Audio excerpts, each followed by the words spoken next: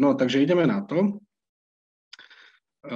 Ešte možno z pohľadu tých vecí, ja sa budem samozrejme zameriavať na tú oblasť noviniek od 1.1.2022, ale keďže máme 2 hodiny, tak samozrejme tá téma by bola ochudobená o to, ak by sme si to nepovedali možno v nejakom princípe blogu. A teda to stravovanie rozoberiem dopodrobná vo všetkých tých súvislostiach, ktoré vlastne od roku 2022 riešime a ktoré sú dôležité pre toho zamestnávateľa z pohľadu aplikácie tých ustanovení zákonníka práce, daňového zákona a samozrejme celé to mám zhrnuté potom následne v samotnej oblasti zúčtovania. My vieme, že v podstate už je to od 1.3.2021 sa rozšíril ten princíp Inštitútu finančných príspevkov, ktorý dovtedy platil, ale mal svoje nejaké obmedzujúce limity na určité splnené povinnosti zo strany zamestnanca. A to rozšírenie, alebo teda tá možnosť poskytovania finančného príspevku dneska je oveľa širším spôsobom. A teda aj toto má samozrejme skutočnosť dopady na daňové aspekty samotného zamestnávateľa v prípade a zamestnanca, aby sme jeho nevynechávali z pohľadu uplatňovania jednotlivých foriem stravovania. Dnes ten zákonník práce vlastne deklaruje pre nás, že ako zamestnávateľ som povinný zabezpečovať stravovanie na pracovisku, pokiaľ teda ten môj zamestnanec odpracuje viac ako 4 hodiny za zmenu. Pričom sú dve podmienky, ktoré vylúčujú nejakým spôsobom povinnosť zabezpečovania stravovania. A to je podmienka v prípade vyslania na pracovnú cestu. Čiže pokiaľ je zamestnanec na pracovnej ceste, tak mu poskytujeme strávne. A pokiaľ teda si uplatní zamestnanec finančný príspevok, tak zákonník práce hovorí, že ani v tomto prípade zamestnávateľ nie je povinný zabezpečovať stravovanie a poskytuje sa mu účelovo viazaný finančný príspevok na stravovanie. Tu by som chcel nejakým spôsobom upozorniť na jednu dôležitú vec, že tá textácia v zákonníku práce podľa mňa nie je vôbec výstižná, nejakým spôsobom nedeklaruje to, čo je účelom finančného príspevku, že je to spôsob, ako nahradiť povinnosť stravovania vyplatením nejakej finančnej čiastky.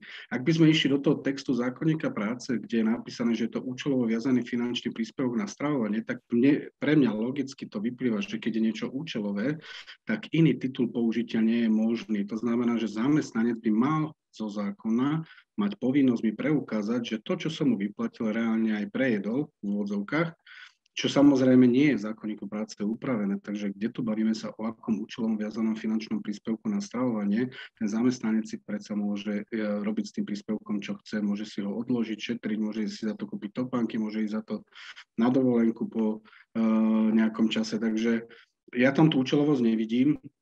A je to zavádzajúce a z toho vyplynuli potom aj dôsledky potom daňového posúdenia, o ktorých budeme hovoriť, s ktorým ja nie som absolútne stotožnený nejakým spôsobom, ale na druhej strane, bohužiaľ, tá metodika je v tomto nekompromisná, musíme ju nejakým spôsobom rešpektovať, respektíve musíme sa na to prispôsobiť a robiť tak, aby sme čo najmenej sa staviali do rizikovej polohy alebo úrovne z pohľadu daňových princípov. Čiže keď ideme do tej podstaty, tak dneska primárne akým spôsobom môžeme zabezpečiť to stravovanie, alebo teda čo môžeme z pohľadu zákonníka práce urobiť je, že buď teda uplatníme princíp vlastného stravovacieho zariadenia, kde vlastne poskytujeme stravu týmto spôsobom. Potom môžeme mať zazmluvneného partnera, nejakú gastroprevádzku, ktorá nám poskytuje stravovacie služby, kde sa nám chodia zamestnanci stravovať.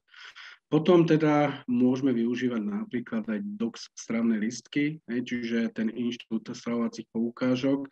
V dnešnej dobe poznáme tie elektronické stravné listky, tie e-karty, alebo teda môže ísť o listinnú podobu stravovacej poukážky. Princíp je rovnaký z pohľadu definičných znakov. Samozrejme z toho účtovného hľadiska tam potom vstupujú trošku iné procesy účtovania, ale princíp je rovnaký.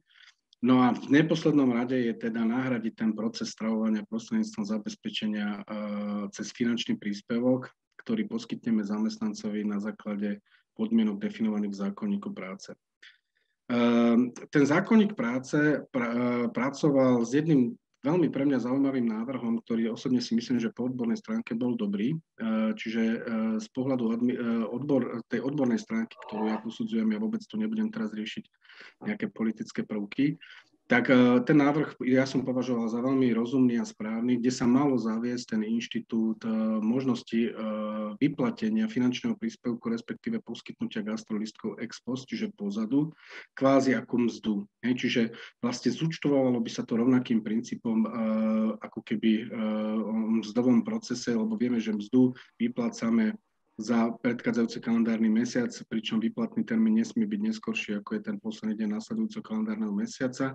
A to primárne sa rovnakým spôsobom zachovalo z pohľadu týchto vecí aj teda v tej novele, v tom návrhu, čo ale neprešlo, čiže toto bolo úplne zrušené a jediné, čo tam prešlo, boli tie daňové aspekty, ktoré si povieme postupným spôsobom. Čiže dneska ja zhrniem tie princípy na tom prvom modeli, že vlastné stravovacie zariadenie, ale samozrejme povieme si to ku všetkým jednotlivým prvkom a ku všetkým tým formám stravovania. Základná podstata toho, čo ten zamestnávateľ musí zabezpečiť alebo poskytnúť, je ten zákonný príspevok, ktorý máme definovaný v zákonníku práce. A je to tá hodnota 55% z hodnoty jedla, ale maximálne do výšky 55% strávneho od 5 do 12 hodín. Dneska je teda ten strop finančného príspevku toho zákonného, vyplývajúce zo zákonníka práce 2,81 na strávnu jednotku, ktorý bude mať veľmi dôležitý aj daňový dopad z pohľadu zmien od 1.1.2022, respektíve má veľmi významný daňový dopad oproti tomu, čo bolo vydefinované v minulosti. Ja to ešte stručne poviem, ale keďže už máme márec 2022, tak predpokladám, že sme sa už všetci zžili s tými novými pravidlami a tie staré nám možno chýbajú, ale už bohužiaľ neplatia. Čo bude novinkou? Novinkou bude to, že je na stole nové opatrenie o výškach strávneho pre oblasť zákona o cestovných náhradách v pôsobnosti Ministerstva práce, kde je teda návrh. Ten návrh v rámci toho opatrenia hovorí, že očakáva sa účinnosť od apríla, mája, čiže tieto sádzby začínajú platiť od prvého dňa nasledujúceho kalendárneho mesiaca, kedy nastane táto účinnosť, kde by sa tá sádzba pre pásmo od 5 do 12 hodín mala zvýšiť na 6 eur, čo znamená, že tá výška zákonného príspevku vyplývajúca zo zákonníka práce, tých 55%, ten strop narastie na 3,30 eur. Takže to bude novinka, ktorá nás čaká. Čiže to je primárne, osobne si myslím, jednak pozitívna správa aj pre zamestnávateľa a jednak samozrejme aj pozitívna správa pre zamestnanca, pretože práve tento príspevok z pohľadu daňových princípov si budeme hovoriť je oslobodený. Hej. Okrem tohto zákonného príspevku z pohľadu zákonníka práce my máme možnosť prispievať na stravovanie formou príspevku zo sociálneho fondu.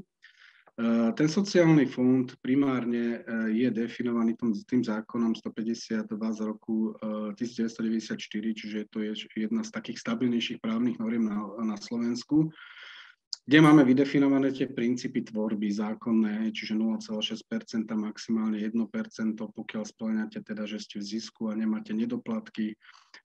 Ale čo je dôležité, aj pre daňové posúdenie potom následne si treba uvedomiť, že práve táto hodnota tvorby sociálneho fondu z pohľadu zákona je definovaná tak, že ju môžem dotvárať aj z iných zdrojov, napríklad zo zisku spoločnosti. Čiže väčšinou sa potýkame reálne v praxi u zamestnávateľov s tým, že skrátka ten sociálny fond v mnohých prípadoch nepostačuje na pokrytie potrieb zamestnancov, tak ako si kvázi naplánuje zamestnávateľ, alebo teda mal by v pláne nejakým spôsobom zabezpečovať nejaké aktivity prostredníctvom sociálneho fondu. Jednou z nich je teda aj to stravovanie. A teda možnosť, ako dotovať sociálny fond a následne vyplácať nejaký príspevok z toho sociálneho fondu je aj zo zisku samotného zamestnávateľa, čo v konečnom dôsledku znova uvidíme, keď si povieme, ten daňový dopad do zamestnanca má veľký význam od 1.1.2022. Čo sa týka ďalšej možnosti alebo formy príspevku zo strany zamestnávateľa zamestnancovi je už z iného zdroja, väčšinou z vlastných zdrojov zamestnávateľa, ktoré my účtovne štandardne sme zachytávali v podvojnom účtovníctve na 528, ostatné sociálne náklady, kde v minulosti nebol s týmto nejaký problém. V podstate pre zamestnávateľa išlo o nedaňový výdavok a pre zamestnanca o oslobodený príjem, lebo do konca roku 2021 my sme mali definovaný princíp oslobodenia na stravu ako takú. Čiže pokiaľ sa poskytovalo stravovanie na pracovisku, zákon o daní z príjmu hovoril, že stravovanie je oslobodené. Čiže my sme vôbec riešili hodnotu, výšku tej stravy. Keď mal zamestnanec každý deň stejky za 15 eur, tak mal proste oslobodené od dane z príjmu stravovanie vo výške 15 eur a nikto to neriešil. Samozrejme u zamestnávateľa tie daňové dopady boli zrejme a to v tom význame, že skrátka on má daňový výdavok len vo forme toho zákonného príspevku, tých 55%, ktoré sme si popísali, a potom prípadne ten sociálny fond, ktorý je daňovým výdavkom pri jeho tvorbe, nie pri samotnom čerpaní. Ale tá 528 primárne historicky v minulosti nebola daňová, čiže bola pripočítateľnou položkou u zamestnávateľa z pohľadu zákona, čo primárne zamestnávateľ v mnohých prípadoch ani neriešil, pokiaľ teda to stravovanie bral ako určitú formu benefitu tým, že neprispieval zamestnancovi len prostredníctvom toho zákonného príspevku a sociálneho fondu, ale išiel teda na tú vyššiu hranicu a častokrát teda tým benefitom bolo bezplatné poskytovanie stravovania pre zamestnancov ako také. No a toto v podstate narušila novela zákona o daní z príjmov od 1.1.2022, kedy sa zrovnoprávnil ten pohľad daňového aspektu u zamestnanca na oslobodenie od dane z príjmov spolu s finančným príspevkom. Čiže ja tomu tak hovorím smutne, že to, čo bol veľký plán zo strany kvázi štátu a teda prijať nejaké rozumné aspekty z pohľadu týchto záležitostí, tak na konci dňa skončilo práve úplným fiaskom z toho dôvodu, že pre účely zákona sa zamestnanec dostal pri poskytovaní stravovania do polohy, kde vlastne ten zákon ponovom deklaruje, že sa mu oslobodzuje vlastne len hodnota zákonného príspevku zo strany zamestnávateľa spolu s príspevkom zo sociálneho fondu. Čiže táto časť je oslobodená a všetko nad to, čo dostane zamestnanec od zamestnávateľa, je v podstate zdaniteľným príjmom pre zamestnanca. A teda ako sa s tým vysporiadať a ako to riešiť, my si povieme teda, že aj tou novelou zákona o daní z príjmov a zavedením tých benefitných prvkov oslobodenia 500 eur je možné zapojiť do tohto procesu. Vysvetlím za chvíľočku. Ale v konečnom dôsledku jedna z tých možností, ako vlastne stále zachovať ten inštitút oslobodenia od dane z príjmov u zamestnanca, napríklad hlavne sa u zamestnávateľov, ktorý ríši na ten rozsah tých zákonných príspevkov, je práve ten sociálny fond, ktorý som povedal, že nemusíme dotovať alebo vytvárať len tým zákonným spôsobom 0,6 až 1% z hrubých miest, ale my ho vieme dodotovať krásnym spôsobom zo zisku a teda navýšiť ten príspevok zo sociálneho fondu na stravovanie tak, aby ten zamestnanec platil buď čo najmenej, alebo vôbec, ale v konečnom dôsledku to bude mať v celom rozsahu oslobodené od dane z príjmov, lebo toto paragraf 5 odsek 7 písmeno B definuje ako oslobodzovací model. Ako náhle ide o tie vlastné zdroje, to znamená, že používanie toho účtovného zápisu 528 v podvojnom účtovníctve ostatné sociálne náklady, tak toto je vlastne ten príspevok, ktorý sa stáva pre zamestnanca zdaniteľným príjmom, pokiaľ to je takýmto spôsobom riešené. A teda tie daňové dopady sú zrejmé, to znamená, že mu to vstúpi do nejakého základu dane, odvádza sa z toho daň, máme tam odvodové povinnosti jednak zamestnávateľa, jednak zamestnanca z pohľadu zákona a tým pádom vlastne dochádza k daňovo-odvodovému zaťaženiu obojstranným spôsobom. Kým v minulosti tá 528 bola nedaňová, čiže tam dochádzalo k strádaniu tej 21% sadzby v rámci zaplatenia dane, lebo to bola pripočítateľná položka, tak dneska sa bavíme o tom, že v podstate z toho príspevku by mal zamestnanec zaplatiť vlastnú daň, tých 19%, má z toho zaplatiť odvody do zdravotnej a sociálnej poisťovne tých 13,4% v súčte a v neposlednom rade tu príspevky, teda odvody zamestnávateľa, ktoré tvoria cez 30% v rámci príspevkov, čiže vidíme, že v konečnom dôsledku ten súčet celkového daňového odvodového zaťaženia z toho príspevku 528 je oveľa vyšší, ako bolo v minulosti z titulu oslobodeného príjmu. Ako asi môžeme pomôcť? Práve ja ešte budem podrobnejšie rozprávať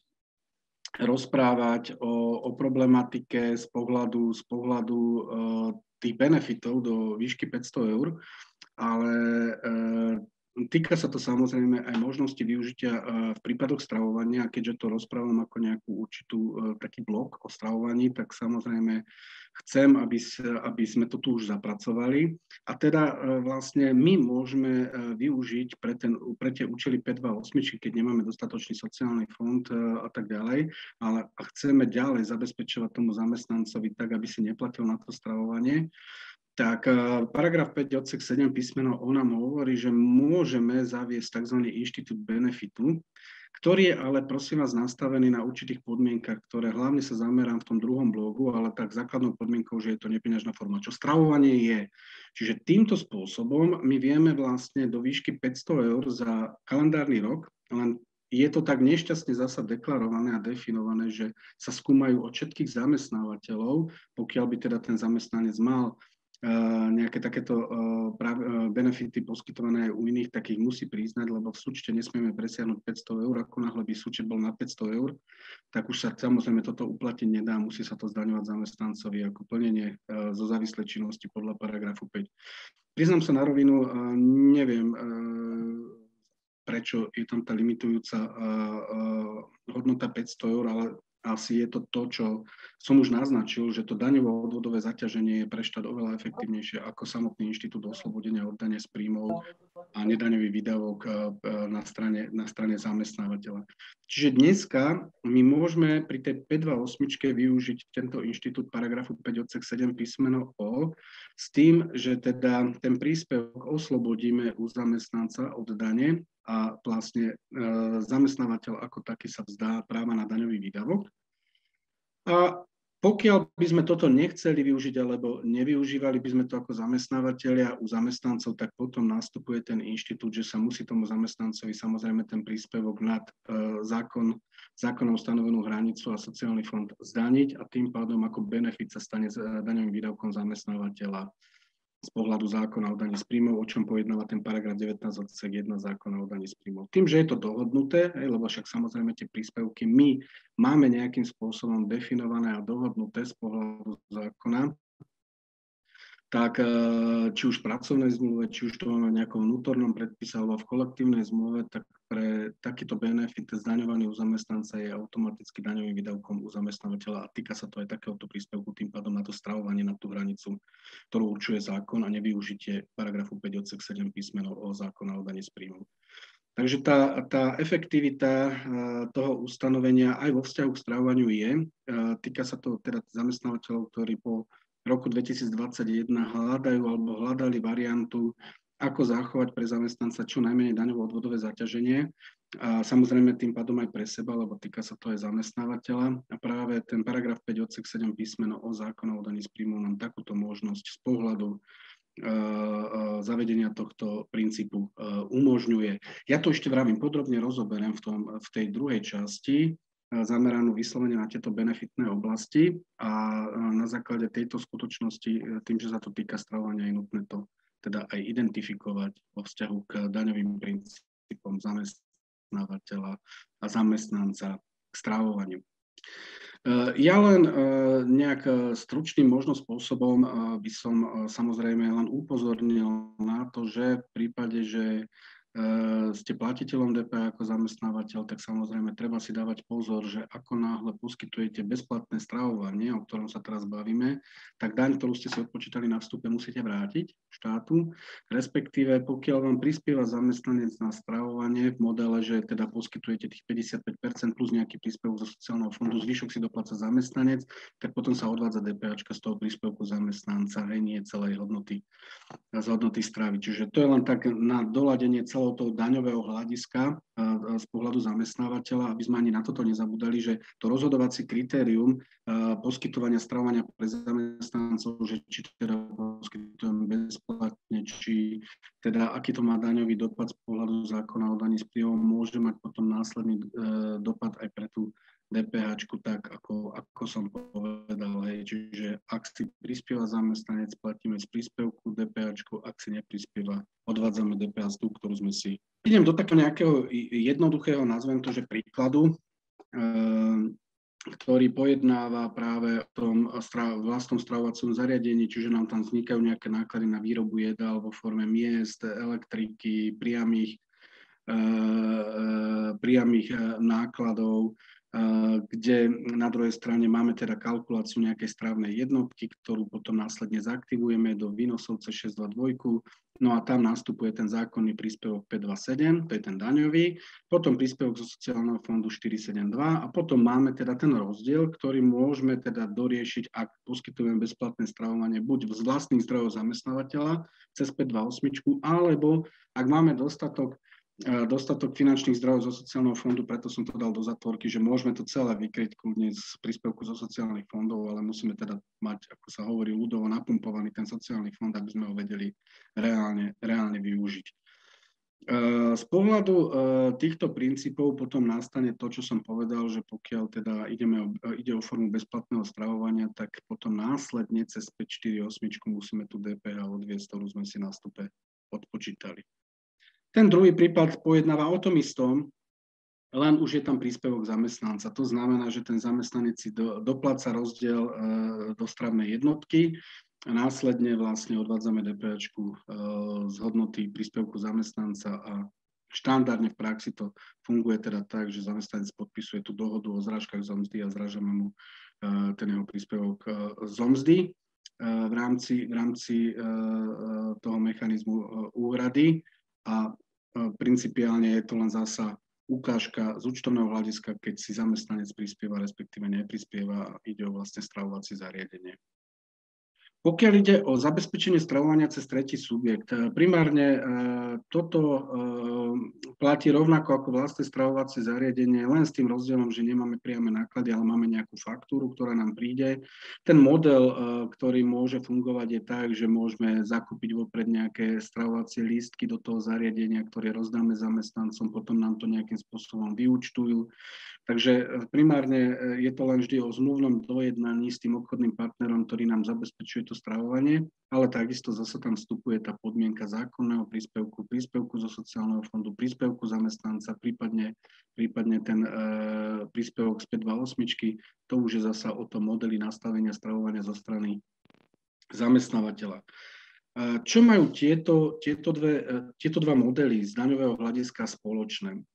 Tieto modely znamenajú pre nás to, že v podstate nenarúša sa princíp daňového výdavku na strane zamestnávateľa, čo znamená, my vieme, že tá metodika je dneska nastavená tým, že musíme zabezpečovať stravovanie priebežným spôsobom. To znamená, že nie je možné zabezpečiť stravovanie ex post, čiže pozadu, a naplniť daňový inštitút. Čo práve pri týchto formách nebude narušené, pretože ak ja mám teda zazmluvneného obchodného partnera alebo sám poskytujem vo vlastnom stravovacom zariadení stravovanie pre zamestnancov, tak vlastne to, že sa zamestnanec rozhodne, že sa stravovať nechce, alebo to, že sa zamestnanec rozhodne, že nejakým spôsobom nemá dneska chuť, alebo mu to nevyhovuje, ale nemá na to padný dôvod, proste je taký, aký je.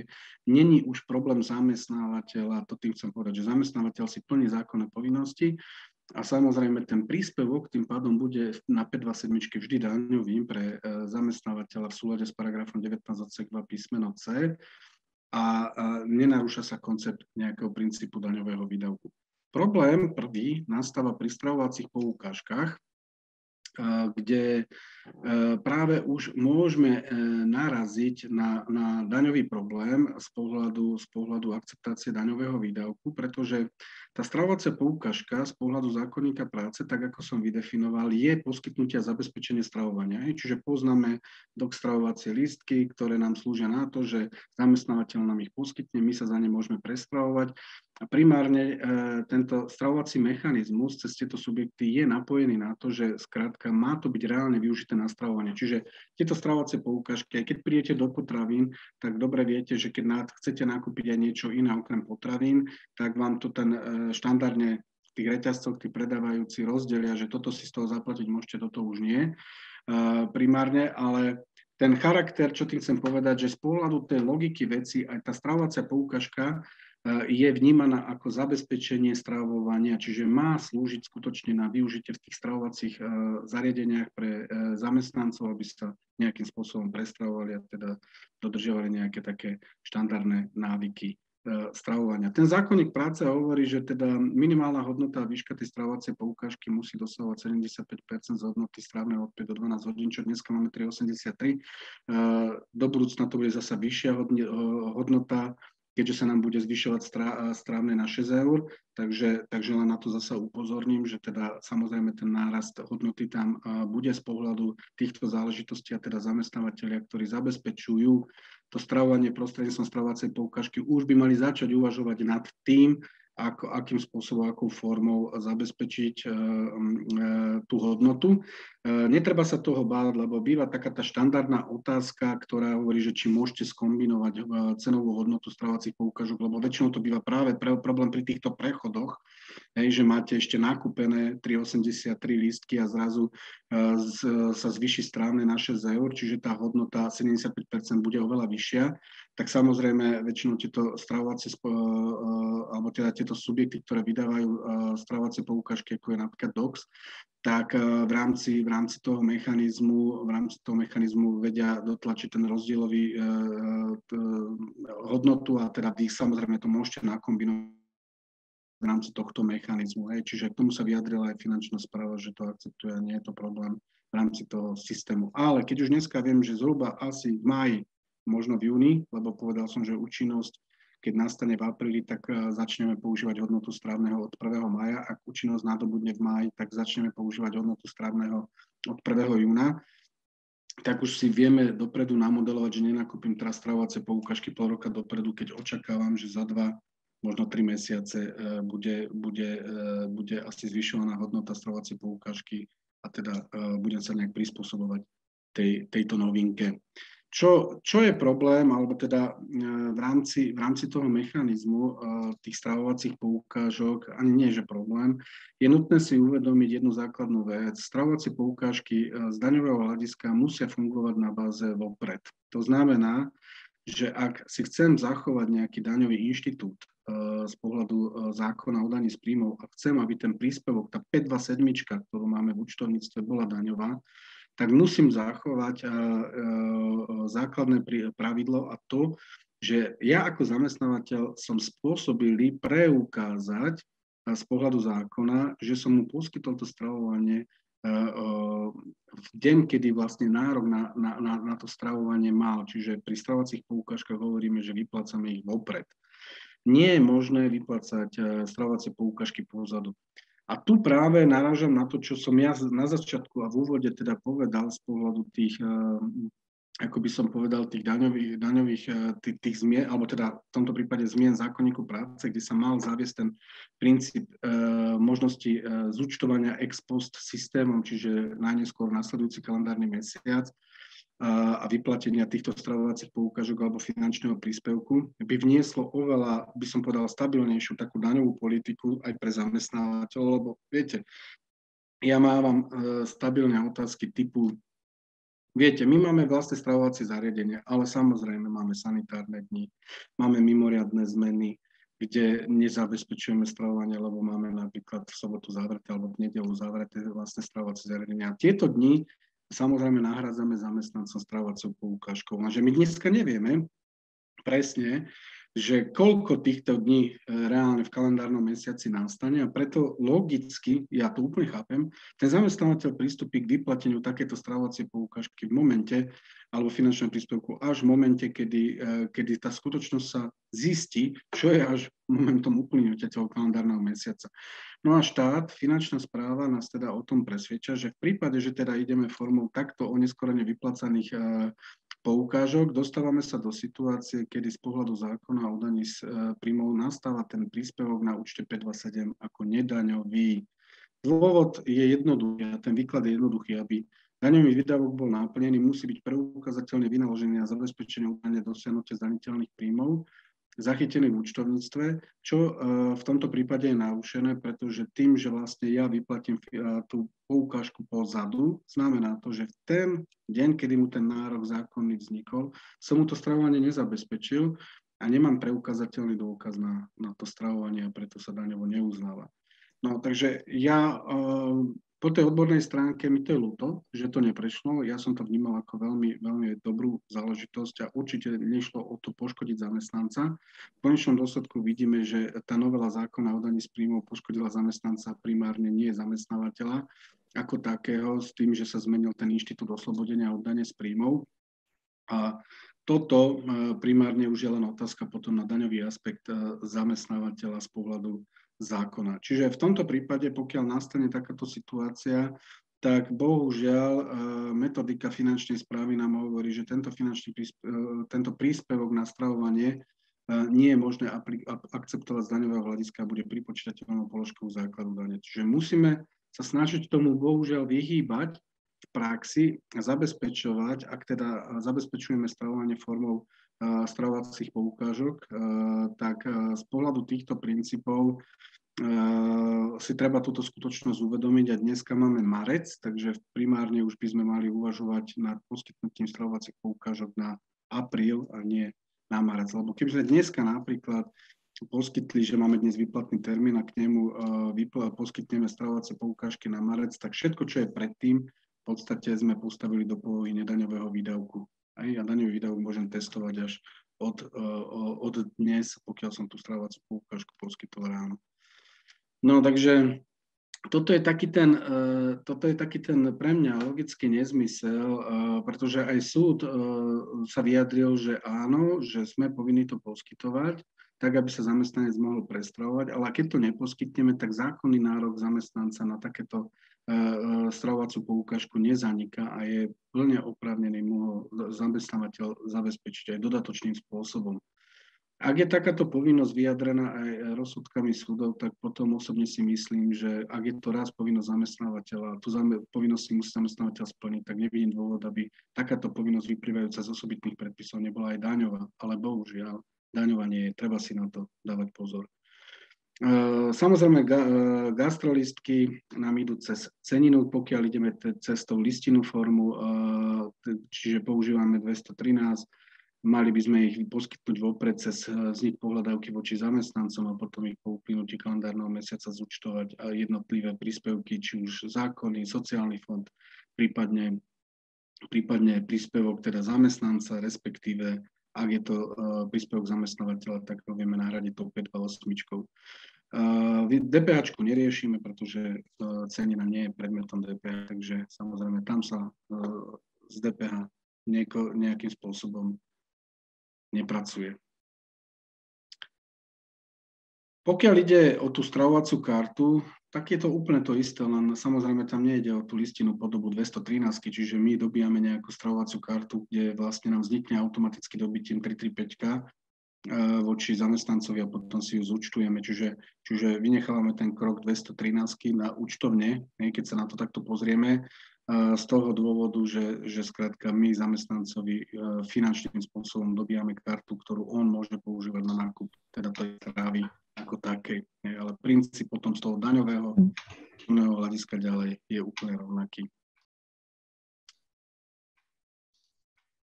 No, takže to sú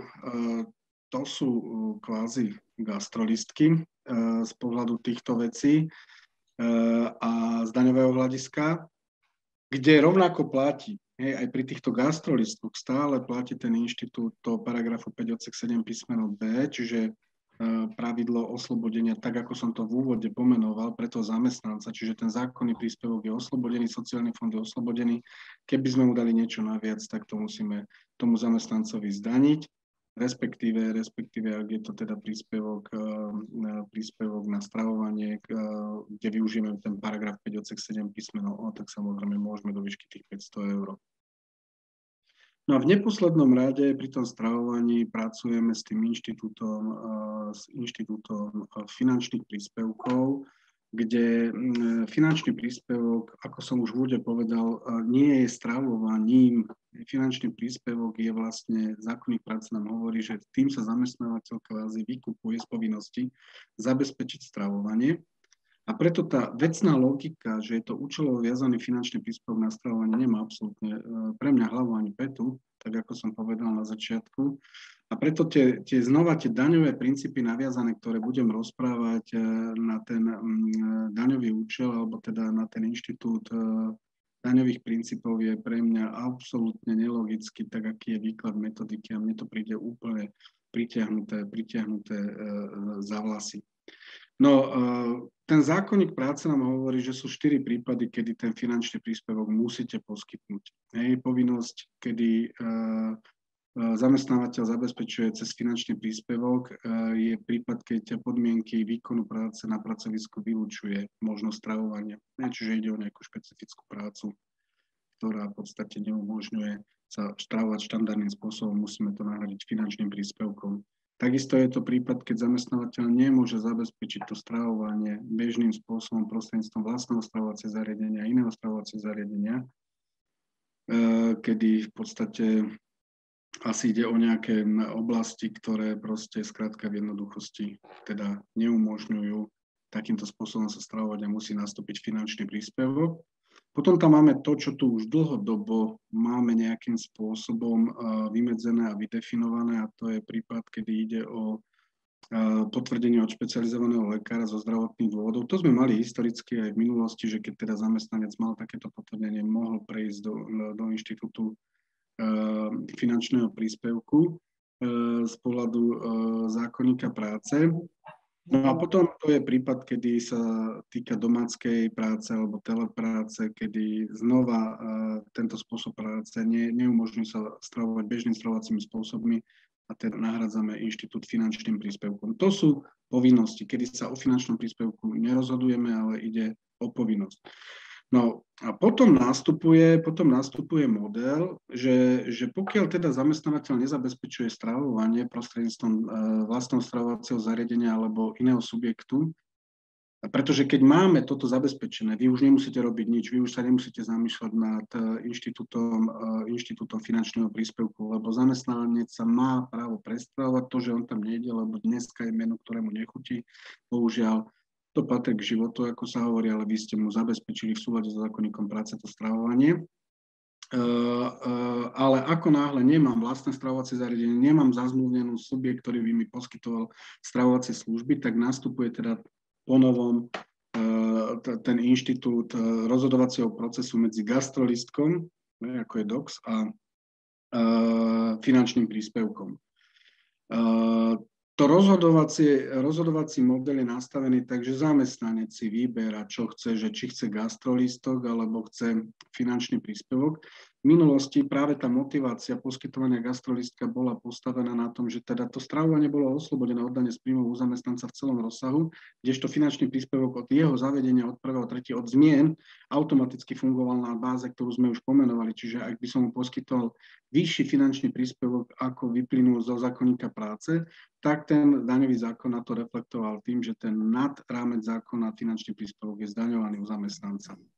Tak, aby neboli jedni zvýhodnení, druhí znevýhodnení, tak štát to zrovnoprávnil od 1.1.2022 a všetko to dal na úroveň finančného príspevku z daňového hľadiska u zamestnanca. To znamená, ten zákonný príspevok plus sociálny fond oslobodený, všetko na to sa zdaňuje, pokiaľ teda pri tom stravovaní nevyužijeme paragraf 5 odsek 7 písmeno O. A toto je práve možno ešte vec, ktorú by som prizvukoval. Ten paragraf 5 odsek 7 písmeno O zákona o daní z príjmov nie je možné využiť práve na finančný príspevok, pretože keď si to budeme dopodrobná rozoberať to ustanovenie, tak prídeme na to, že vlastne musí to byť nepeňažné plnenie a finančný príspevok je peňažné plnenie. Takže my nemôžeme uplatňovať 500-eurovú hranicu oslobodenia od daní z príjmov, čo je novinka od 1.1.2022 práve na peňažné plnenie. Čiže ak zamestnanec poberá finančný príspevok, tak ak by som ho chcel dorovnať z pohľadu príspevkov, tak ako sme povedali, že zamestnanci majú bezplatné stravovanie, tak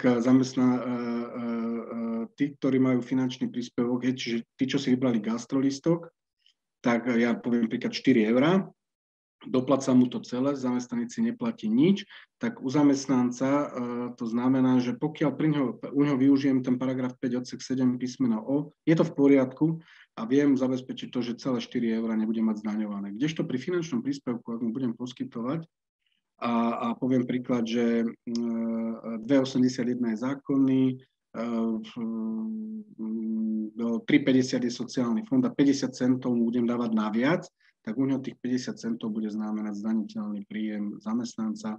To znamená, že musím to zahrnúť do príjmu zo závislej činnosti a vymerať všetky povinnosti daňovo-odvodové, čiže tam neviem aplikovať žiadne oslobodenie z pohľadu zákona o daní z príjmu. Čiže na tento model sa 500 € nevie využiť.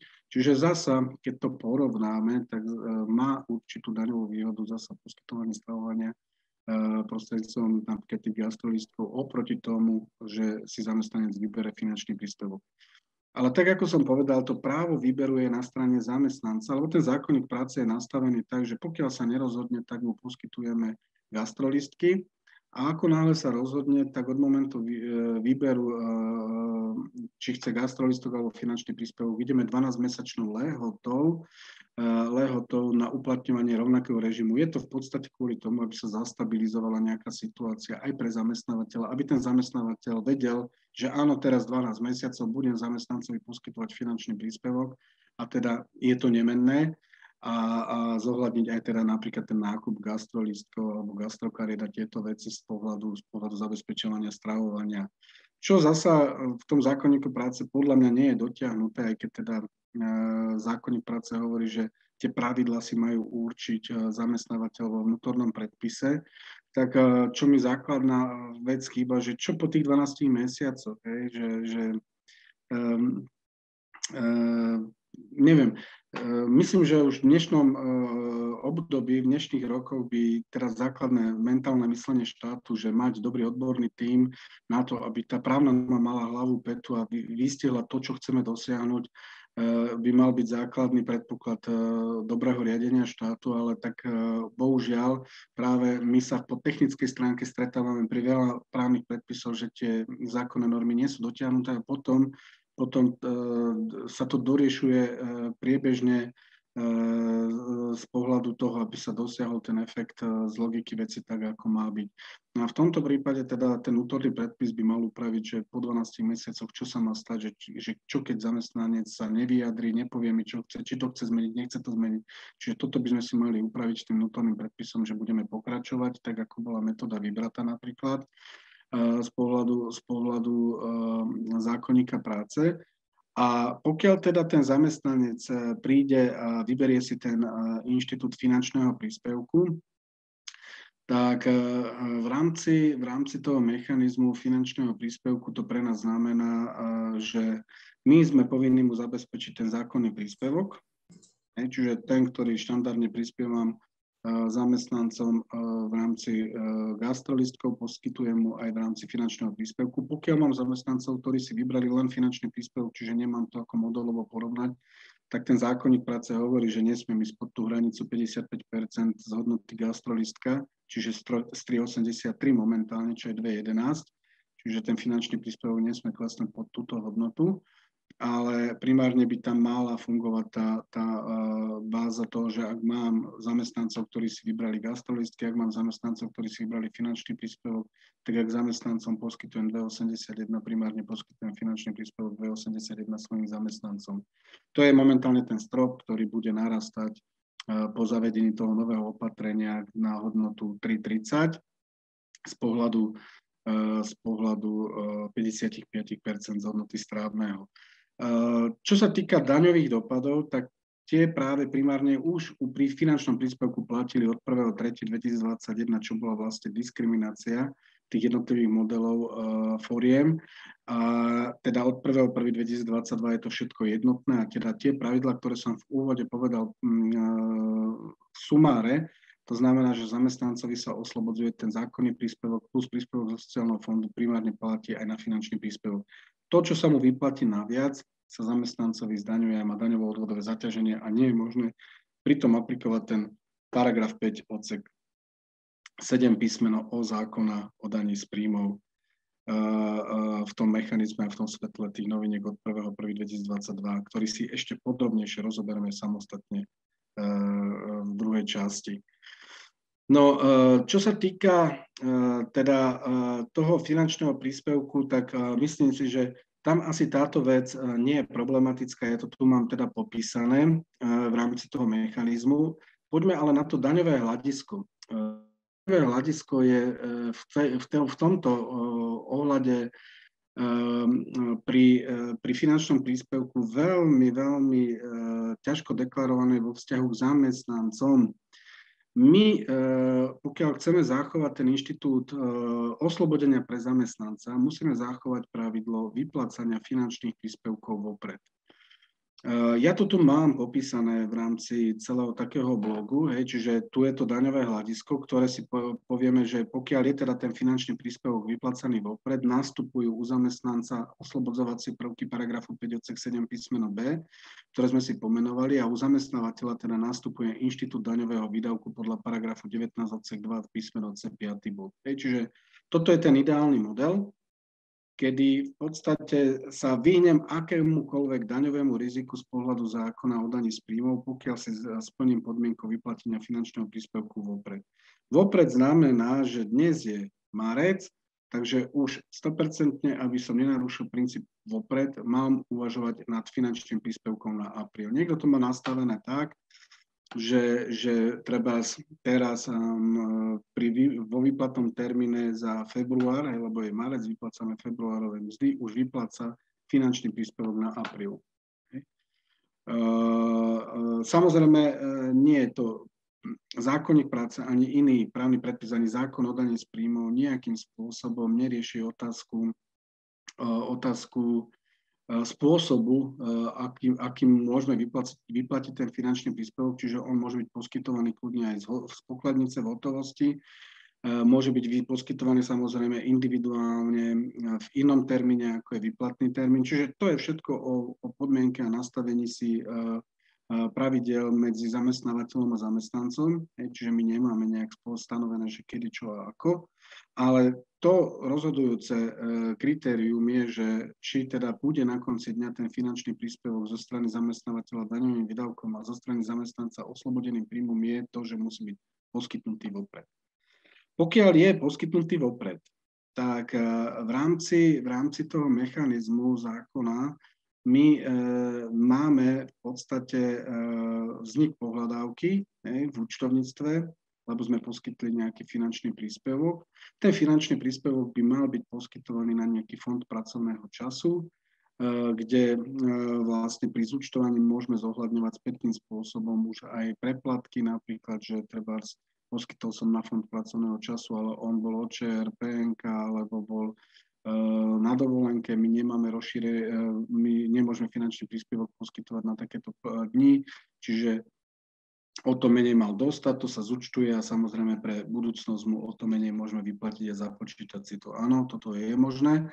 Podstatné je, aby ten dispozičný finančný príspevok bol vlastne riešený času a následne ex post, čiže pozadu zúčtovaný vo vzťahu k zamestnancovi. Čiže pri uplynie kalendárny mesiac, zúčtujeme jeho nárok, vznikne nám záväzok, zákonný príspevok 527, príspevok zo sociálneho fondu, zúčtujeme s tým, čo sme poskytli, ak vznikne rozdiel, zrazíme mu to napríklad z mzdy alebo započítame to s ďalším príspevkom do budúcna. Hej. Úplný problém daňový nastáva, ak sa vyplatí finančný príspevok neskôr.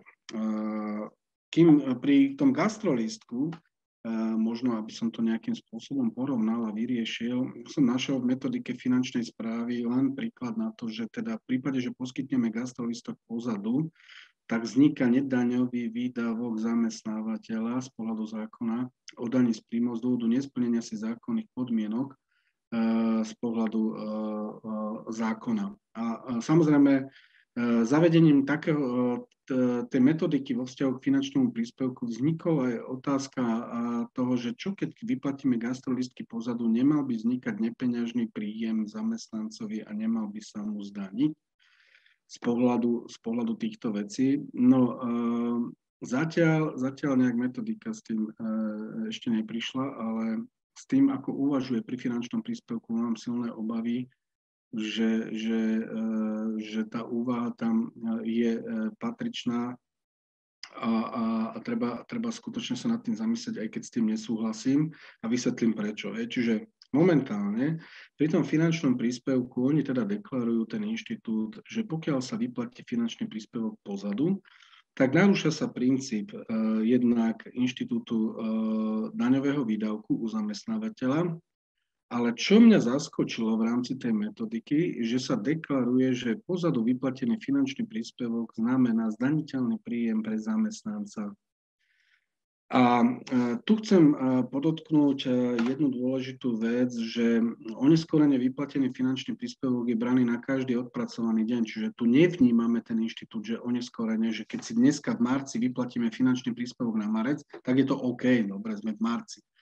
Že problém by nastal až v apríli. Nie, keď ja dneska vyplatím finančný príspevok zamestnancom na marec, tak všetky dni, ktorému neboli poskytnutý finančný príspevok, spätným spôsobom od 1. marca a odpracoval tie dni, tak pre zamestnanca to znamená zdaniteľný príjem. Pre mňa je toto absolútne nelogická záležitosť, lebo ak vychádzam z toho, že teda momentálne teda tá judikatúra smeruje samozrejme k sporom ku gastrolistkom, lebo to bola téma, ktorá je to dlhodobo na stole a povedalo, že áno, zamestnávateľ má povinnosť zabezpečovať to stravovanie vopred, ale nezaniká zákonný nárok zamestnanca. To znamená, stále sa bavíme o nároku v súlade so zákonníkom práce podľa paragrafu 152, tak potom nemôžeme predsa nejakým spôsobom tomu deklarovať takýto zdaniteľný princíp u zamestnanca ako takého. Ten zamestnanec primárne nevie nevie ovplyvniť tie rozhodovacie procesy zamestnávateľa pre účely vyplatenia. Samozrejme, on by to chcel vopred, no ale keď zamestnávateľ, poviem príklad, že očakáva úhradu nejakej faktúry väčšia, tá meška 3-4 týždne a nemal dostatočne finančné zdroje na vyplatenie finančných príspevkov pre zamestnancov, tak dostávame sa do polohy, že vlastne procesom, ktorý zvolí zamestnávateľ a oneskoreným spôsobom zaplatí zamestnancovi finančný príspevok, tak vlastne ho diskriminuje na účely daňových princípov, lebo finančná správa povedala, že tento finančný príspevok je zdaniteľný pre tohto zamestnanca a musí z toho zaplatiť dane a odvody. Ja sa s tým absolútne neviem stotožniť, lebo keď si rozoberieme dopodrobná za paragraf 5 odsek 7 písmeno B zákona o daní z príjmov, čo tam je uvedené? Tam je uvedené, že sa oslobodzuje finančný príspevok podľa osobitných predpisov a odvolávka je tam na paragraf 152 zákonníka práce. Ani zákon o daní z príjmov, ani zákonník práce, keď už ideme do podstaty, nejakým spôsobom nestanovuje lehotu vyplácania. Ale keď ideme do tých daňových princípov, ja teraz zákonník práce nebudem riešiť, pretože tam proste je to pro zamestnanecky absolútne riešené aj z pohľadu potom tých nejakých sporov a týchto vecí.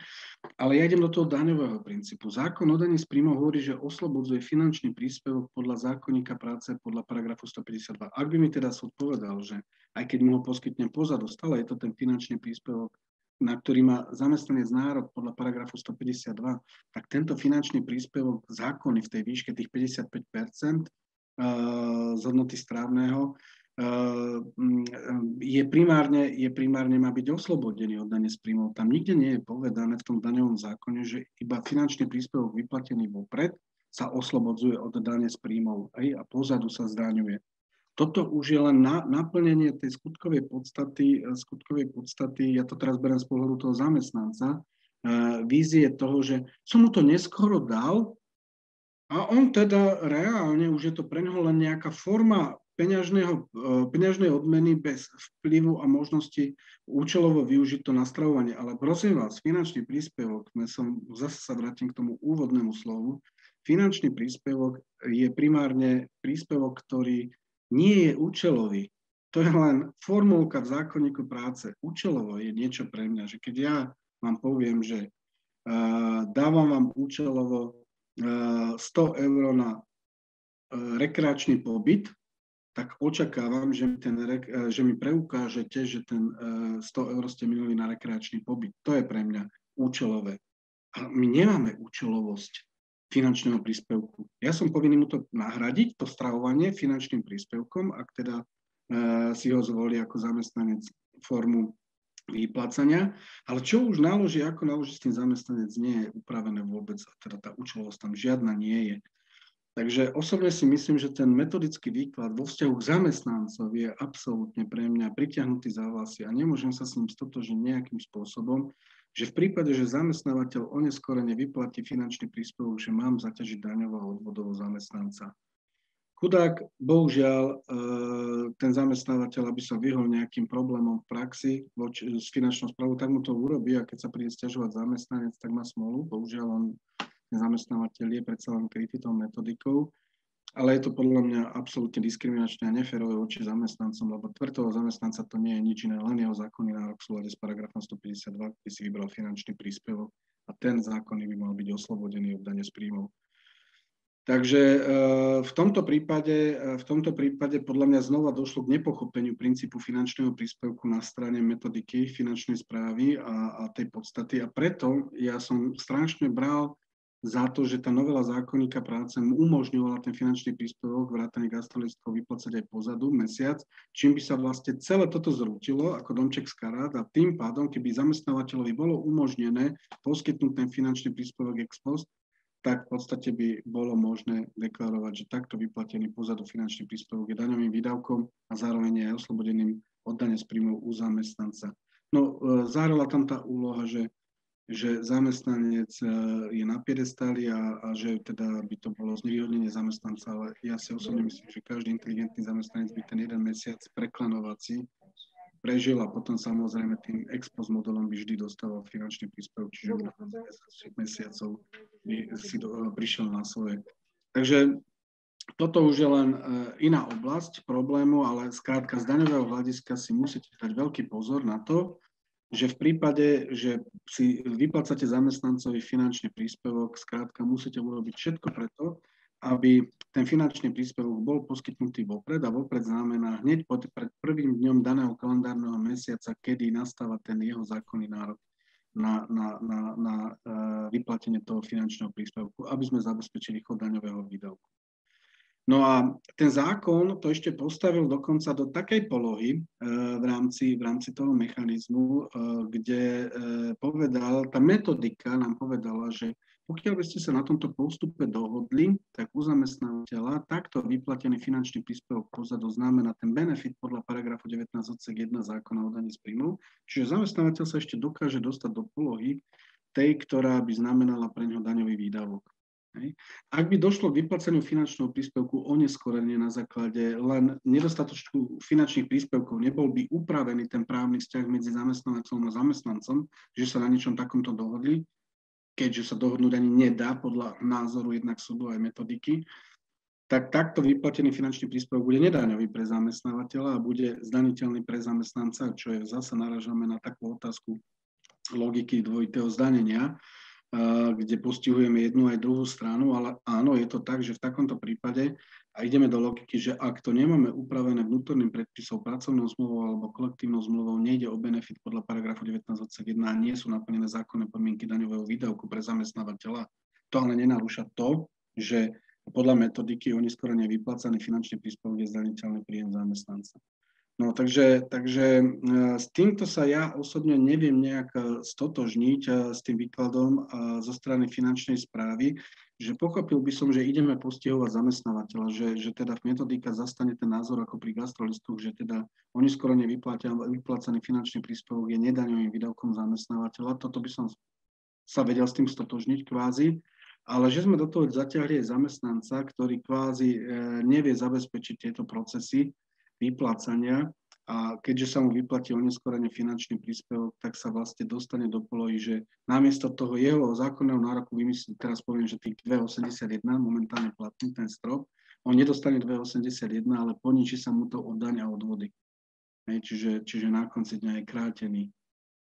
A keď to teda zhrniem na záver, tak ak to nie je diskriminačné, Ak to nie je diskriminačné, tak potom neviem, čo to je. Ak napríklad zamestnancovi A poskytne finančný príspevok na apríl v marci a zamestnancovi B poskytne finančný príspevok v máji na apríl a zdaní mu a zodvodní mu.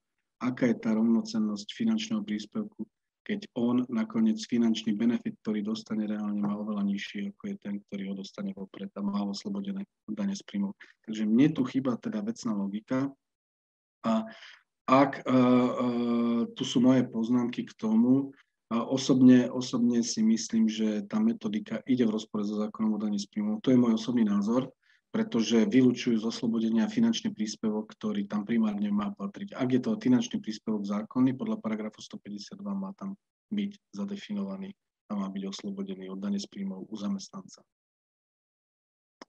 Ešte k tej problematike stravovania možno na záver len dohodár. Dohodár je špecifická skupina, špecifický model, ktorý v podstate hovorí o tom, že primárne on nemá automatický nárok na stravovanie alebo finančný príspevok. Čiže ak mu ho chceme poskytnúť, tak pri finančnom príspevku platí zásada, že to musí byť dohodnuté priamo v dohode. Pokiaľ mu chceme poskytnúť stravovanie, tak nemusí to byť priamo v dohode, ale môže to byť aj cez ten paragraf 152 odsek 9, ktorý nám umožní rozšíriť okruh fyzických osôb z titulu poskytovania stravovania. Ale toto sa netýka finančného príspevku. Hej? Finančný príspevok nevieme zabezpečiť tým, že rozšírime okruh, to sa týka len stravovania. Ak chceme dohodárovi platiť finančný príspevok a posudzovať ho rovnako ako štandardného zamestnanca, tak to musí vyplynúť priamo z dohody. V opačnom prípade to bude pre ňu samozrejme len zdaniteľný príjem. Dobre, takže to bola oblasť stravovania ako takého komplexného pohľadu na to z účtovno-daňového hľadiska spojitosti so zákonníkom práce. No a teraz tá novinka, ktorá nastáva od 1.1.2022 alebo nastala z pohľadu benefitného zabezpečovania určitého oslobodenia pre zamestnancov, my si to povieme, ale skôr teda, než sa k tomu dostaneme, ten princíp poskytovania alebo zabezpečovania určitých vecí pre zamestnancov môže mať dve polohy. Môže to byť povinnosť zamestnávateľa, kedy v podstate štandardne v takomto prípade ide o daňový výdavok zamestnávateľa a nezdaňovanie u zamestnanca. Hej. To je taký ten základný pohľad. Ja nehovorím, že vždy to tak musí byť, ale na 99,9% to tak je. Z pohľadu tých záležitostí, to znamená, že keď zamestnancovi máme z pohľadu zákonníka práce povinnosť niečo zabezpečiť, tak je to štandardne daňový výdavok zamestnávateľa a nezdaňovaný príjem zamestnanca. Pokiaľ ide o zákon 124 z roku 2006, BOZPčko, pitný režim, pracovné oblečenie. Čiže ak mu zabezpečujeme tieto veci, je daňový výdavok zamestnávateľa, nezdaniteľný príjem zamestnanca. Hej. Zákon o ochrane podpore a rozvoje verejného zdravia, 355 z roku 2007. Čiže ak tam máme povinné preventívne, povinné vstupné prehliadky, výstupné, znova náklady na to znáša zamestnávateľ, je to daňový výdavok pre zamestnanca, to neznamená zdaniteľný príjem. Hej. A v neposlednom rade napríklad cestovné náhrady to isté, čiže zamestnanca niekam vysielame, vznikne mu zákonný nárok. Zákon o daní z príjmu hovorí, že to nie je predmetom dane u zamestnanca, u zamestnávateľa je to daňový výdavok. Čiže ak ide o nejaké plnenie vo vzťahu zamestnávateľ-zamestnanec, ktoré nám upravuje nejaký osobitný predpis, kde tam je uložená povinnosť, tak z daňového hľadiska sa pozeráme na to týmto modelom a týmito prvkami a týmito očami v rámci toho mechanizmu. No a potom nastupujú práve tie benefity, ktoré primárne môžu vyplynúť z nejakých aj osobitných predpisov, alebo to môže byť dohoda medzi zamestnávateľom a zamestnancom, kedy v podstate ten zákon o daní z príjmov deklaruje, že ide o benefity pre zamestnancov oslobodené podľa paragrafu 5 odsek 7 zákona o daní z príjmov. V takomto prípade ide napríklad o taký benefit ako na vzdelávanie, ktorý vyplýva zo zákonníka práce, a pokiaľ mu poskytujeme takýto vzdelávací nejaký model poskytovania toho prehlbovania, rozširovania vedomostí, vrátane získavania nejakého prvého, druhého stupňa vzdelávania, tak samozrejme zákon o daní z príjmov to uplatňuje ako oslobodený benefit pre zamestnanca. A A štandardne, keď je to v spojitosti s podnikaním zamestnávateľa, ide o daňový výdavok zamestnávateľa. Ne? Potom tam máme tie výdavky na stravovanie, ktoré sme si už podrobne rozprávali. Potom tam máme výdavky na nápoje. To znamená, že ten zákon o daní z príjmov v celom tom kontexte a v celom tom rozsahu tých procesov deklaruje, že keď poskytnem nápoj zamestnancovi na pracovisku, oslobodením ho od dane z príjmov. Samozrejme z daňového hľadiska ale rozlišujeme, či to je ten zákonný pitný režim, ktorý je daňový, alebo mu ho poskytujem kvázi dobrovoľne a tým pádom vlastne je to nedaňový výdavok zamestnávateľa. Hej. Ale každý nápoj na pracovisku je oslobodený pre zamestnanca a nevždy musí byť naplnená definičná podmienka pitného režimu. Hej. Čiže ja sa dneska smejem na tom, aj to sú také veci, ktoré nám chýba ako spoločnosti, jej dozretie toho myslenia z pohľadu nejakej logiky veci. Hej. Keď mi niekto to povie, že no a že pitný režim, že keď máte vodovod v budove, tak akože už iný spôsob pitného režimu nie je možný. Čiže v podstate zamestnanec ísť napiť na záchod a týmto je vybavené.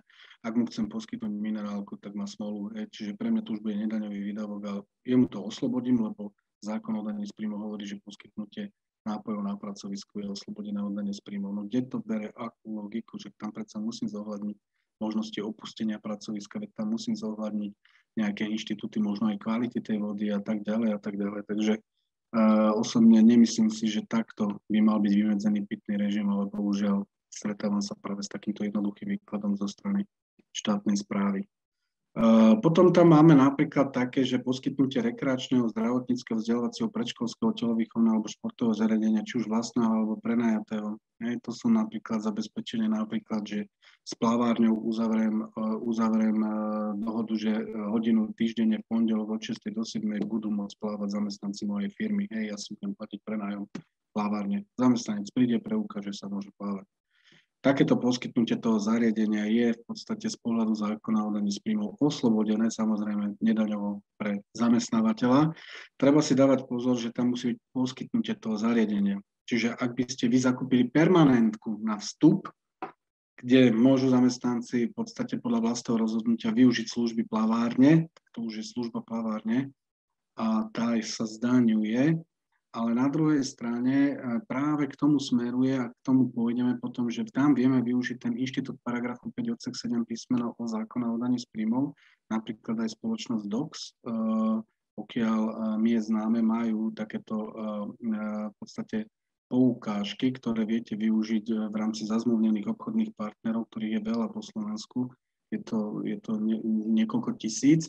Takže toto sú práve tie veci, ktoré zamestnávateľ, ktoré môže v rámci toho mechanizmu zabezpečenia a poskytovania takýchto nejakých benefitov prijať a uplatniť teda oslobodenie v súlade s tým paragrafom 5 odsek 7 písmeno o zákona o daní z príjmov. Čiže nedostanem sa do toho oslobodenia cez režim poskytnutia zariadenia, ale tú permanentku môžem oslobodiť podľa iného ustanovenia zákona, čo je tá novinka od 1.1.2022. Ďalej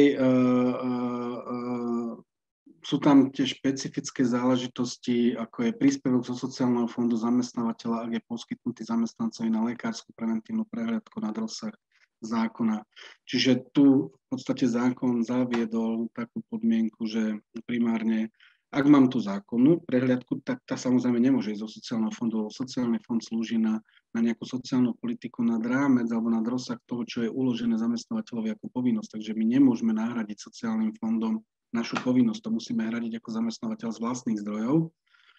Ale tento zákon o daní z príjmov zaviedol asi 3 roky dozadu teda možnosť, že ak teda zamestnávateľ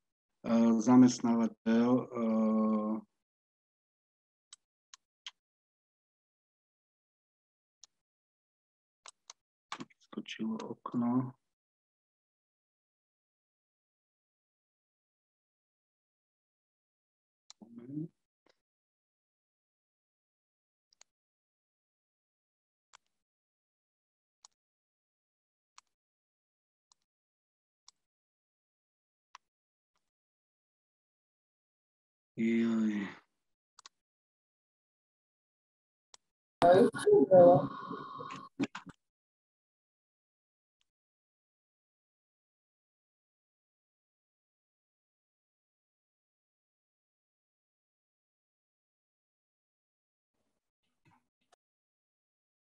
No už teraz sa len...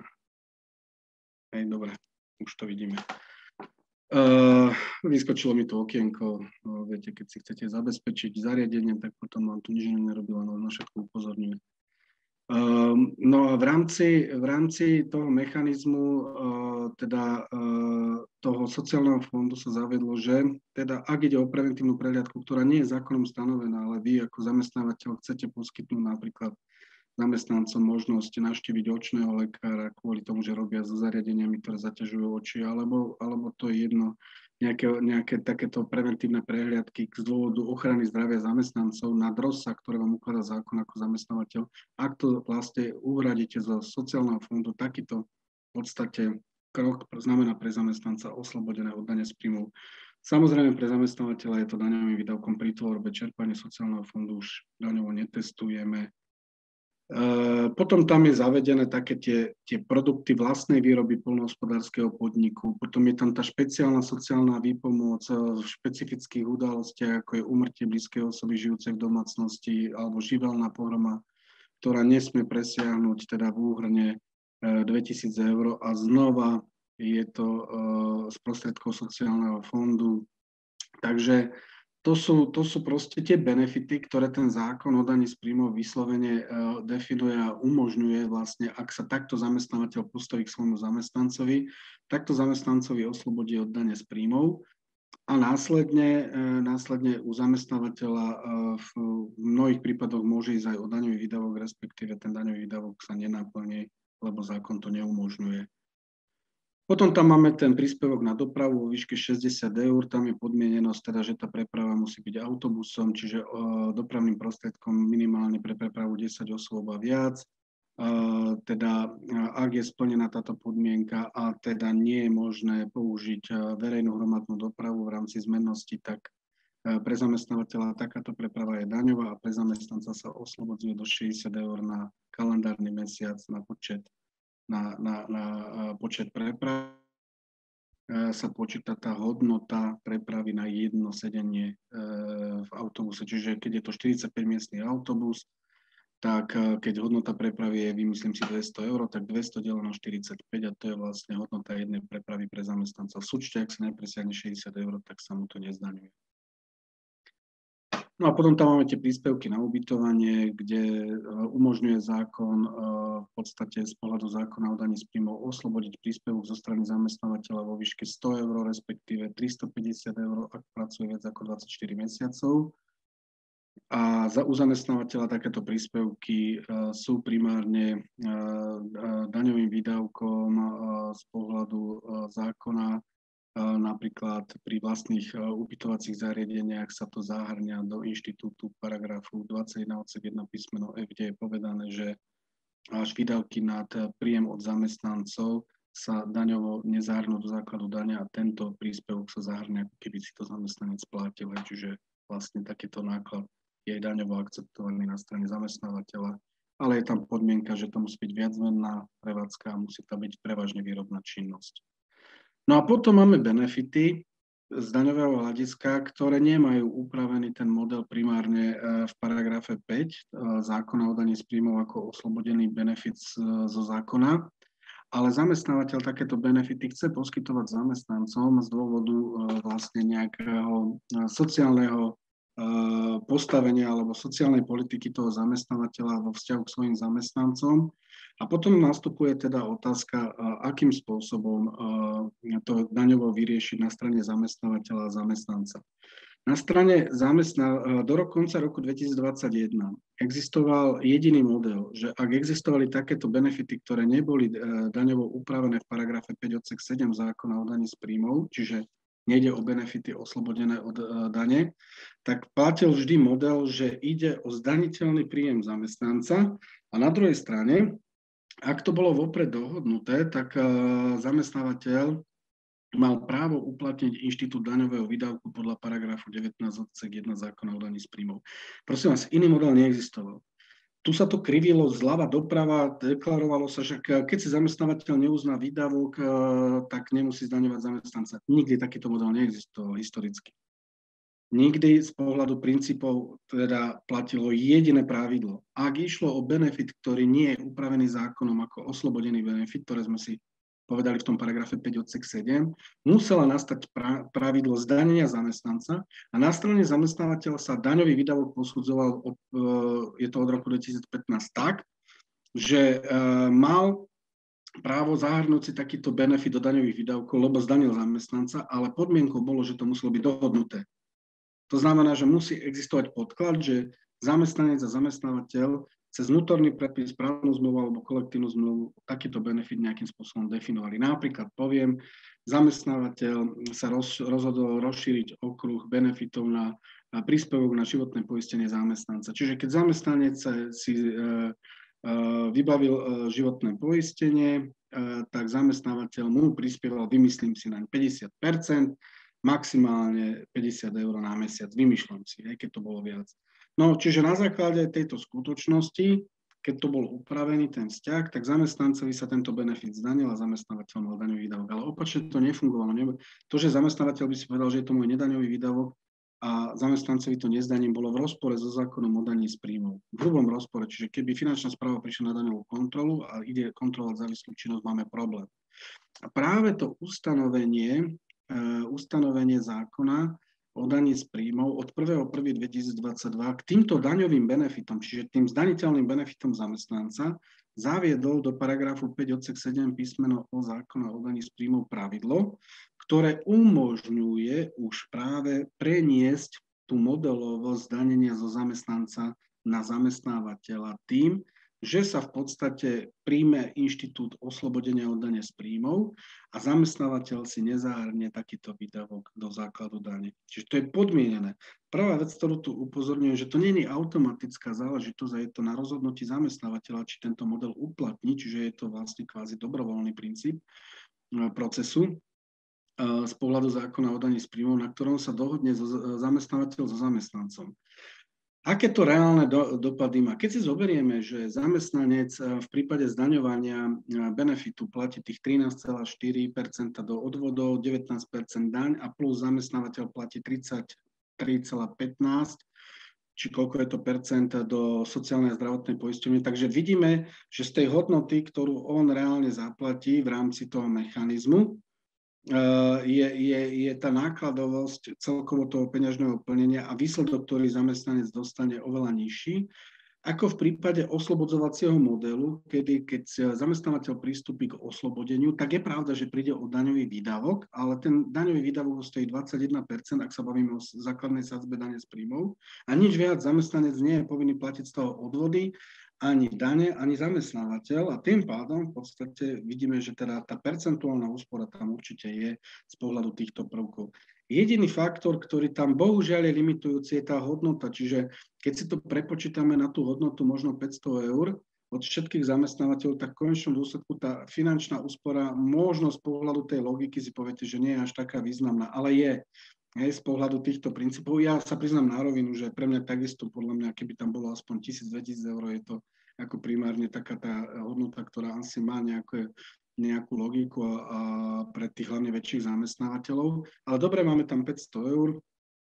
Čo si môžeme dávať pozor, je od všetkých zamestnávateľov, čiže to, čo som prizvukoval, ten systém vôbec nehovorí, že ako vlastne mal priznávať ten zamestnanec ten prípadný benefit od iných. Čiže má určite poskytnúť nejaké čestné prehlásenie. Ďalšia podmienka je, že ide o plnenie zo zdrojov zamestnávateľa, čiže toto primárne nepatrí pre inštitút uplatnenia oslobodenia z pohľadu príspevkov zo sociálneho fondu, lebo to je zdroj pre zamestnancov. A čo je podmienené, už som to tu naznačil, že sa bavíme o nepeňažnom plnení. To sú práve napríklad ako ten DOX robíte poukážky, ktoré je možné poskytnúť zamestnancom, ktoré môžu oni využiť v prospech nejakých tých benefitov, zakúpenia sa či už knížiek, alebo možno nejaké podujatia alebo vstupy do nejakých zariadení a tak ďalej. Takže toto je primárne ten účel, poskytnutie takýchto benefitov pre zamestnanca, kde sa zamestnávateľ teda môže rozhodnúť, že neuplatním inštitút daňového výdavku a nezdaním zamestnanca a seba cez odvody, ale uplatním oslobodenie a ja takýto výdavok nezahrniem do základu dania. Lebo to je podmienené, že keď sa zamestnávateľ rozhodne uplatniť ten paragraf 5 odsek 7 písmeno O, tak nesmie ísť o daňový výdavok u zamestnávateľa. Preto hovorím o tom, že sa bavíme o inštitúte benefitov, ktoré inak podliehajú zdaneniu.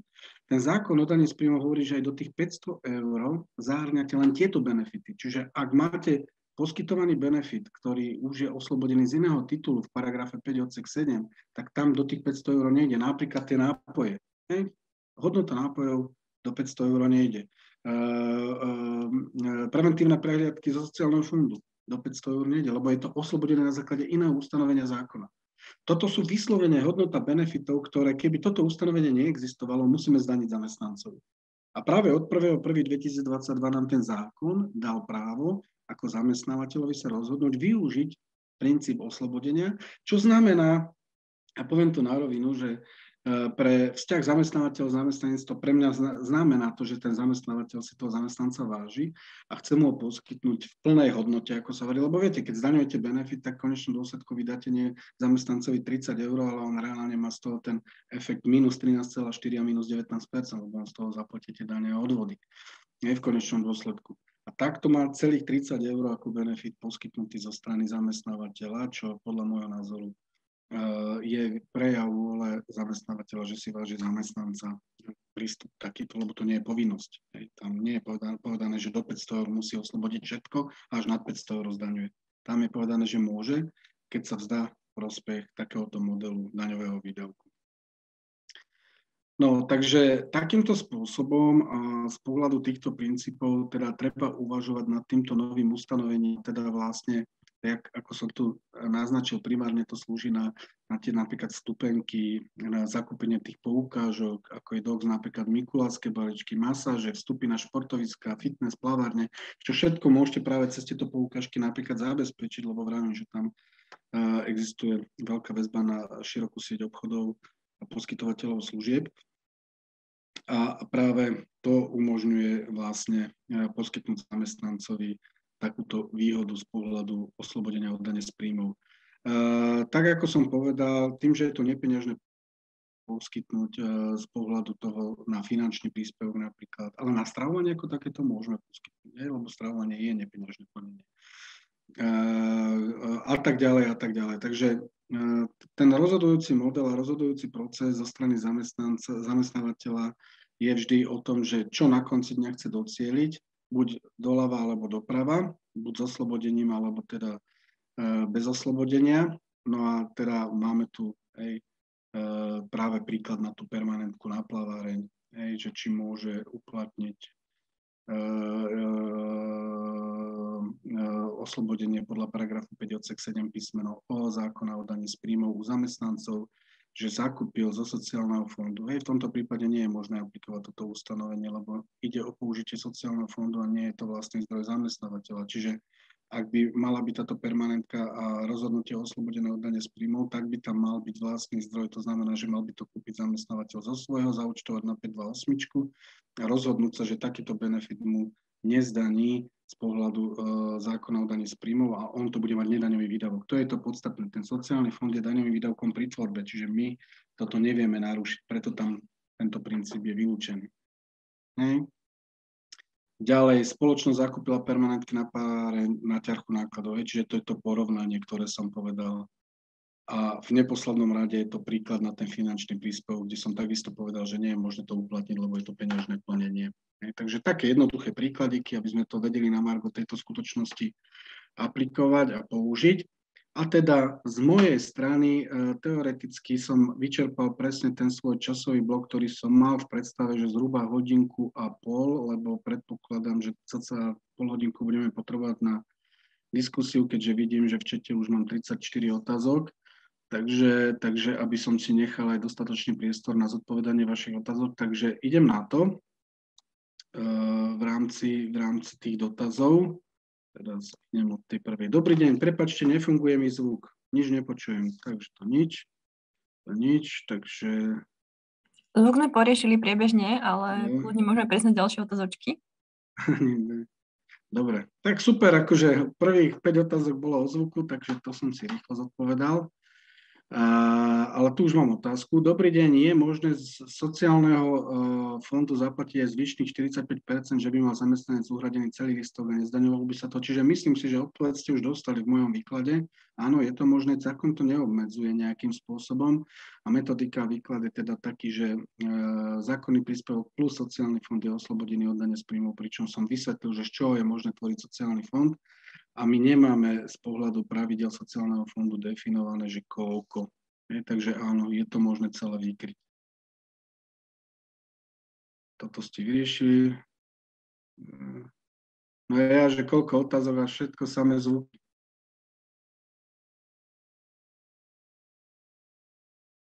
Zverejne.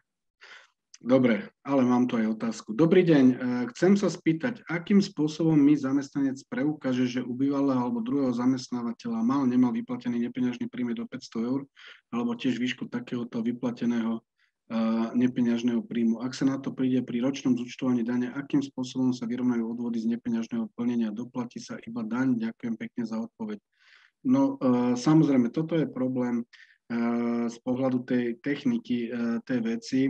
A tak ako primárne v mnohých prípadoch nejakým spôsobom práve pri určení takýchto nejakých podmienok jediná logika veci, ktorá mňa jednoznačne z tej aplikačnej praxe napadá, je čestné prehlásenie zamestnanca. Pokiaľ ten štát nepristúpi k nejakému formuláru, respektíve predpokladám, že sa možno zadefinuje takéto plnenie do toho vyplnenia k ročnému zúčtovaniu, kde všetko zaškrkávate a jedno z tých kolóniek bude, že nemám poskytnuté alebo mám poskytnuté a keď áno, koľko, hej, od iných zamestnávateľov. Takže jediná táto forma je pre mňa momentálne logicky použiteľná v rámci mechanizmu priznania toho, že či teda má alebo nemá čerpaných benefitný spôsob paragrafu 5 odsek 7 písmeno O od iných zamestnávateľov. A druhá vec je, keď sa na to príde pri ročnom zúčtovaní, tak ako píšete, že on to teda vyplní a prizná to tam, tak jedna vec je daň, kde ten zákon o daní z príjmov nám umožňuje takéto prvky dorovnať v ročnom zúčtovaní, čiže my sa už spätne nejak nevraciame. Ale z pohľadu odvodových povinností nám nemáte inú možnosť ako len realitu opravy tých výkazov a výpočtu nového odvodovej povinnosti a teda podania opravných výkazov a doplatenia odvodov do zdravotnej a sociálnej poistenia. Tam podľa môjho názoru nie je možný iný prístup. Tam nemáme nejaké takéto prvky. Ak neplatíme žiadnu daň, sme neziskovka, tak môžeme dávať lístky až po skončení obdobia, nič sa aj tak nebudeme odpočítavať. Áno,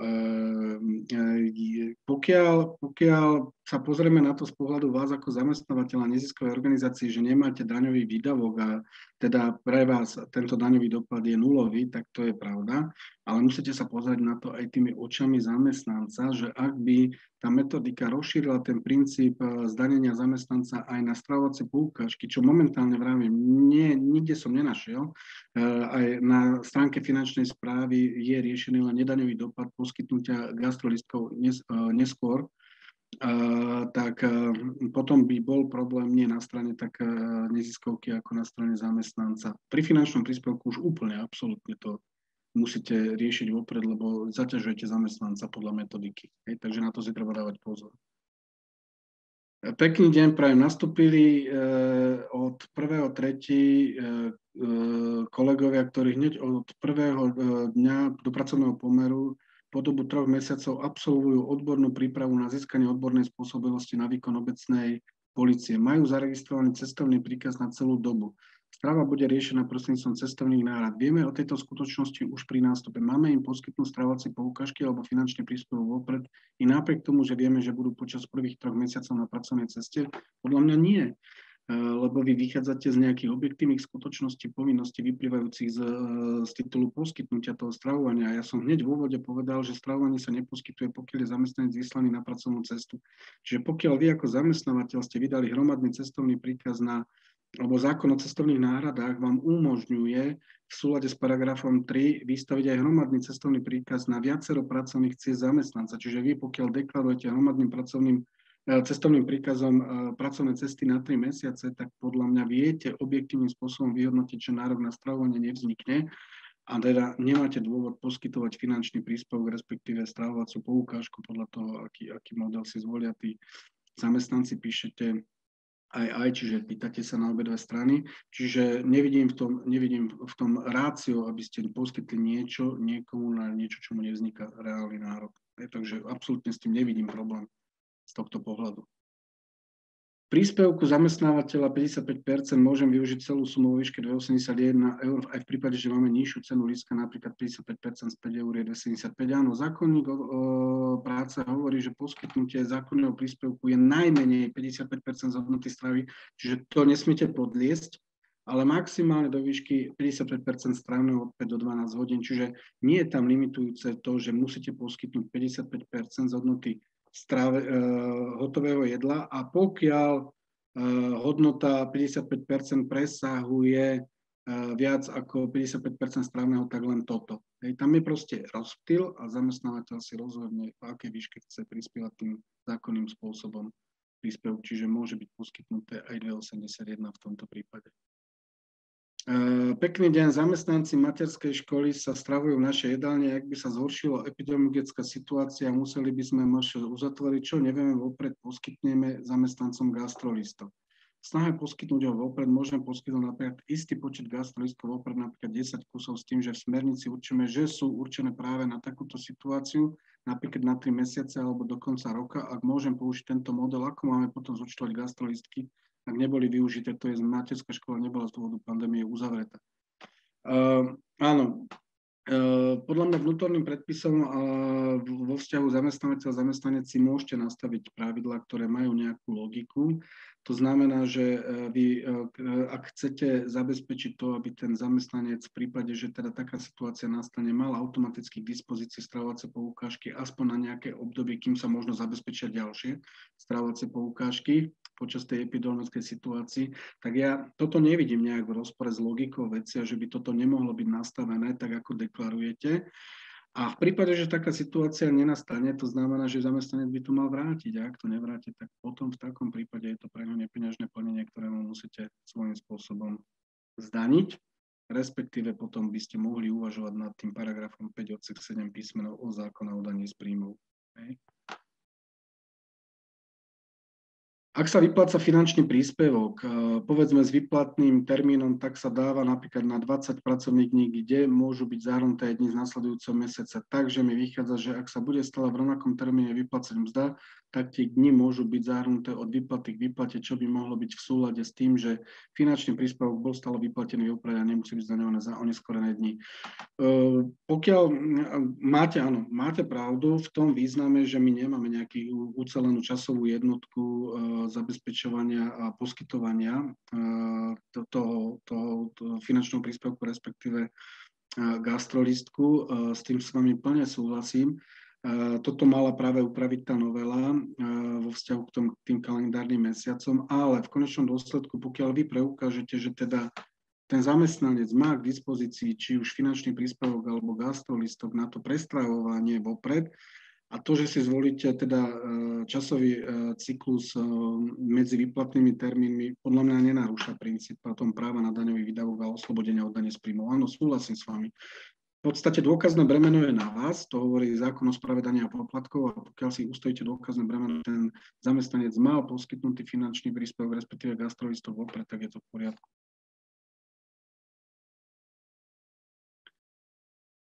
Občianske združenie neverejný poskytovateľ sociálnej služby má zamestnancov na základe pracovnej zmluvy, ale aj dohodárov. Otázka, obed 5, vozy, reštaurácia, 55%, V81, max zamestnávateľ, sociálny fond 0,59, zamestnanec na pracovnú zmluvu, za zbytok. Dohodári len 2,81, v dohode súhlas zamestnávateľa. Ak budem môcť si navýšiť sociálny fond z darov, dotácií, môžem zvýšiť príspevok sociálneho fondu zamestnancom. U dohodárov by to bol finančný benefit, zdanenia a odvody. Môžete teda, áno, o tom sme sa bavili. Sociálny fond, zákon o sociálnom fonde nemá určené limity pre poskytovanie výšky na stravovanie, kedy si bolo, že minimálne 30% z objemu sociálneho fondu muselo byť poskytované na stravovanie. To všetko bolo porušené. zjednodušením modelu, že áno, to stravovanie je primárna priorita, definovaná v tom paragrafe, myslím, že 7 zákona o sociálnom fonde, ale je to na zamestnávateľovi, akú výšku určí, čo by nemalo byť diskriminačné. Samozrejme, každý zamestnanec by mal byť nediskriminovaný z pohľadu príspevku zo sociálneho fondu. A pokiaľ budete mať dostatočné zdroje, tak výška poskytnutia príspevku je na vás. Čo sa týka dohodárov, vaša úvaha je správna, lebo dohodár nepatrí pod inštitút zákona o sociálnom fonde. My tvoríme sociálny fond z hrubých miest zamestnanca, ktorý je v pracovnom pomere, to znamená, že ideme do inštitútu definície mzdy a dohoda tam nepatrí. Čiže z logiky veci aj nárokovateľnosť príspevku zo sociálneho fondu nie je a zákon o sociálnom fonde je aj tak vymedzený, že ten nárok je vo vzťahu k zamestnancovi v pracovnom pomere. Takže ak by ste to poskytli dohodárovi, podľa mňa to zo sociálneho fondu ani poskytnúť neviete, lebo by ste išli v rozpore so zákonom o sociálnom fonde, ale pre dohodára by to už znamenalo ten benefitný model, tak ako sme sa bavili. Takže uvažujete správne.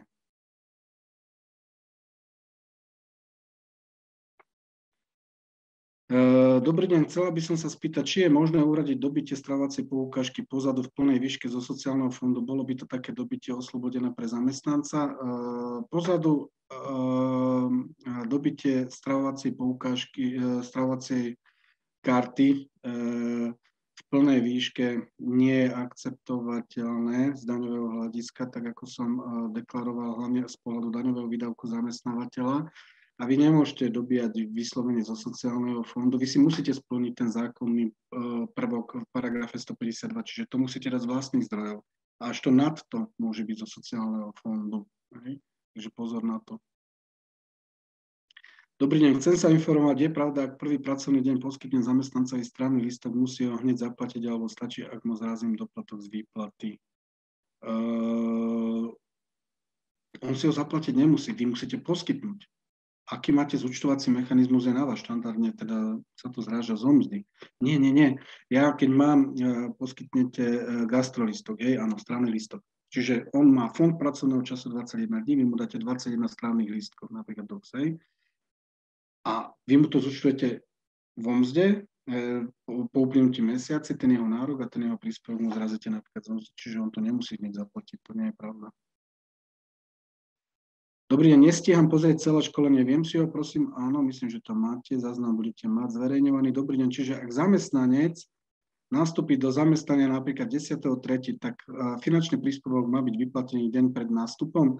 Nie, keď nástupí 10.3., tak reálne podľa mňa, toto je nedomyslené, ja by som to vôbec neriešil takto komplikovane vo svojej podstate. A keď mu ho dáte z pokladnice na ten jeden deň pri nástupe ráno, tak je to úplne podľa mňa splnenie podmienky a zvyšok mu môžete poslať na účet. Ale podľa mňa, tak ako som sa vyjadril, aj keď to 10.3. pošlete na účet, tak ak by niekto riešil z daňového hľadiska 281 daňový dopad, tak ako už by mi to prišlo zo strany finančnej správy veľmi odborne nezvládnutá téma a hlavne tam chýba nejaká taká vecná logika. Takže pre mňa logicky je, že z logiky je, že začnem plniť to svoje tie povinnosti deň nástupu toho zamestnanca, čiže príde, vyplatí mu gastrolistky, zastaví sa. Keď zamestnanec príde prvý deň do práce, tak ho pošlete hneď na personálne, choďte si vyzdvihnúť gastrolistky, nepríde o deň skôr. No, takže ja z osobnej logiky, ak sa úplne chcem tomu vyhnúť, ja mu viem dať, že choďte na personálne, tam vám dáme 281 a zvyšok vám pošleme dneska na účet. Tak to viem urobiť. Bezstresne a bezbolestne. Čiže keď budeme vyplácať na konci roka napríklad 25 € každému zamestnancovi zo sociálneho fondu na základe predložených dokladov za kino, divadlo, lieky, tak je to naďalej zdaniteľný príjem plus odvody? Áno. Áno. Keď im to preplatíte z vlastných zdrojov, tak nie. Môžete uplatniť paragraf 5 odsek 7 písmeno O zákona o daní z príjmov, ale keď využijete sociálny fond, tak to bude zdaniteľný príjem, lebo vy to máte daňový výdavok. Viete? A ten paragraf 5 odsek 7 písmeno O je postavený na tom, že nezdaníte zamestnanca a vy nemáte daňový výdavok. Ale keď je to sociálny fond, ten je daňovo uznaný pri tvorbe. Tým pádom štát vylúčil možnosť takéhoto niečoho ešte aj oslobodiť na strane zamestnanca. Dobrý deň, nepostačujúce, aby bola elektronická stravovacia karta nabitá v pravý kalendárny deň v mesiaci pred 11. a bola splnená podmienka na uznanie oslobodenia od dane z príjmov. Už som sa k tomu vyjadril viackrát. Áno, pozrite sa. Vy, keď posielate a dobíjate tú kartu, ak je to o 11. dobité z pohľadu týchto vecí, že teda automaticky sa to pripíše na tú stravovacú kartu, tak podľa mňa je to splnené, lebo on už, ten zamestnanec, vie využiť tú e-kartu na to stravovanie hneď od toho prvého dňa. Tam nevidím ako rozpor s inštitútom daňového hľadiska a oneskorenosti. Problém by bol, že ak by som ja poslal peniaze a dobije sa tá karta na druhý deň, tak vtedy by to problém bol, lebo v ten deň konkrétny by on nevedel reálne využiť teda stravovacú kartu, alebo teda ten nárok, a tým pádom by to bolo posudzované ako oneskorenie. Áno, vtedy by to bol problém. Môžeme v rámci jedného mesiaca aj kombinovať formu príspevku na stravovanie, napríklad finančný príspevok aj strávne lístky. Táto kombinácia podľa mňa nie je prípustná už zo samotnej logiky zákonníka práce, kde je povedané, že teda využívate gastrolístky do momentu výberu zo strany zamestnanca, ale už keď si vyberete, tak 12 mesiacov používate ten daný režim, ktorý si vyberie. Takže kombinácia je možná pre viacerých zamestnancov, že si jeden vyberá to, druhý to, ale v rámci jedného zamestnanca buď má to, alebo to. Dobrý deň, ak sa strávne zvýši od 1.5.2022, finančný príspevok poskytujeme vo výplate mesiac vopred, čo okolo 10.4. A v tento čas ešte nebude jasná výška strávneho od 1.5. Ako potom toto ošetriť? Ďakujem. Veľmi dobrá otázka, taká logická. Narážame na zmenu toho strávneho od 1.5. alebo od 1.6. Záleží od toho, kedy teda v rámci toho opatrenia tam majú napísané, že predpokladaná účinnosť apríl-maj. Čiže z pohľadu týchto prvkov a z pohľadu týchto princípov podľa mňa vyplatíte tak, ako máte nastavené, ako je to z logiky veci. No a potom v prípade, že sa teda nastane tá účinnosť a ten nárok sa zvýši, tak bohužiaľ budete musieť v tom jednom mesiaci urobiť dofinancovanie, čiže do poslania tých peňažných prostriedkov. Alebo teda, ak je takýto predpoklad a budete čakať, tak potom jednom mesiaci skrátka počkať do tej účinnosti toho ustanovenia, či to teda bude schválené podľa informácií. Jedine tak. Dobrý deň, ak by sme zamestnávateľ uhradil poistku pri výkone povolania pre svojich zamestnancov, je to možné od 1.2022 teda zamestnancom nezdaňovať a pre firmu je to nedaňový či daňový náklad. Pokiaľ hradíte poistenie za zamestnanca pri výkone povolania, je to buď benefit, to znamená, ak ste sa na tom dohodli, je to daňový výdavok podľa paragrafu 19 odsek 1 zákona o daní z príjmov a na druhej strane zdaniteľný príjem zamestnanca. Čiže ak mu to neposkytujete ako peňažné plnenie, to znamená, že vy máte uzavretú tú zmluvu, kde poisťujete zamestnanca a hradíte to rovno poisťovni, tak môžete zvoliť model paragrafu 5 odsek 7 písmenov o zákona o daní z príjmov. V tomto prípade do 500 eur je to nepeňažné plnenie, je to zmluva, ktorú mu poskytnete na ochranu v prípade výkonu jeho práce a ak spôsobí škodu, tak on teda sa uplatní táto poistka. Vtedy je to nedaňový výdavok, aby som to dokončil. Dobrý deň, zamestnancom prispievame na stravovacie lístky 2,62 plus 40 centov zo sociálneho fondu a teda doplatok je 98 centov. Poskytujeme stravovacie lístky aj dohodarom, ale keďže im netvoríme sociálny fond, tak im prispievame 2,81 a zvyšok si doplacujú samu. Je to takto v poriadku, nevadí, že zamestnancom prispievame viac ako dohodarom. Myslím, že toto nie je riešené v zákonníku práce primárnym spôsobom, že všetci musia dostávať rovnako, takže je to primárne nastavené o tom zákonnom nároku. To znamená, že v tomto prípade ide o inú skupinu osôb z pohľadu definičných znakov zákonníka práce a tam, keď si vydefinujete takéto podmienky, tak podľa mňa nevidím tam rozpor v rozsahu pravidiel zákonného príspevku podľa paragrafu 152. Ja tam nevidím problém. Hej. Takže ja to vnímam OK, z daňového hľadiska úplne OK a vravím, ten zákonník práce nejakým spôsobom nenarúša alebo nedefinuje, že tam musia byť poskytované finančné príspevky rovnako. Takže ja vám to schváľujem, ten model. Zamestnávateľ prispieva nad rámec zákona na strávne lístky 49 centov. Naviac u zamestnávateľa je to nedaňový náklad od 1.1.2022. Zamestnancovi to nemusím zdaniť. Vysvetlili sme si to. To znamená, že ak prispievate nad rámec, predpokladám, že je to vaša 528, tak sa musíte rozhodnúť, že či tam budete uplatňovať tých 500 eur alebo nie. Ak uplatníte, tak samozrejme tým pádom to nezdaňujete zamestnancovi a vy máte nedaňový výdavok. Ak je to opačne, že by ste to neuplatňovali, tak to zamestnancovi zdaniť musíte a tým pádom vy máte daňový výdavok na základe toho, že ste sa dohodli na takomto postupe. Dobrý deň, chceli by sme sa spýtať, či sme povinni v prípade, že poskytujeme zamestnancovi gastrolistky uvádzať na výplatnej páske zamestnanca okrem zrazenej hodnoty príspevku samostatného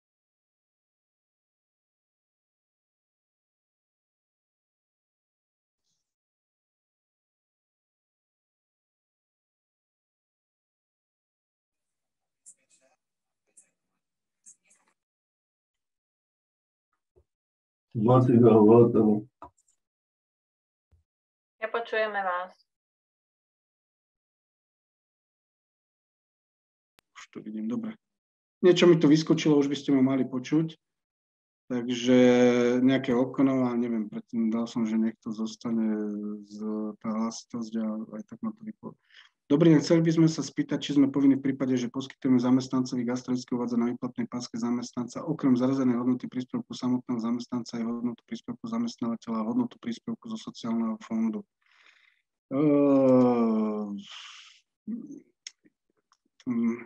Paragraf 39 definuje teda obsah mzdového listu. Ja sa na to môžem pozrieť. Priznám sa na rovinu, že nie je to úplne...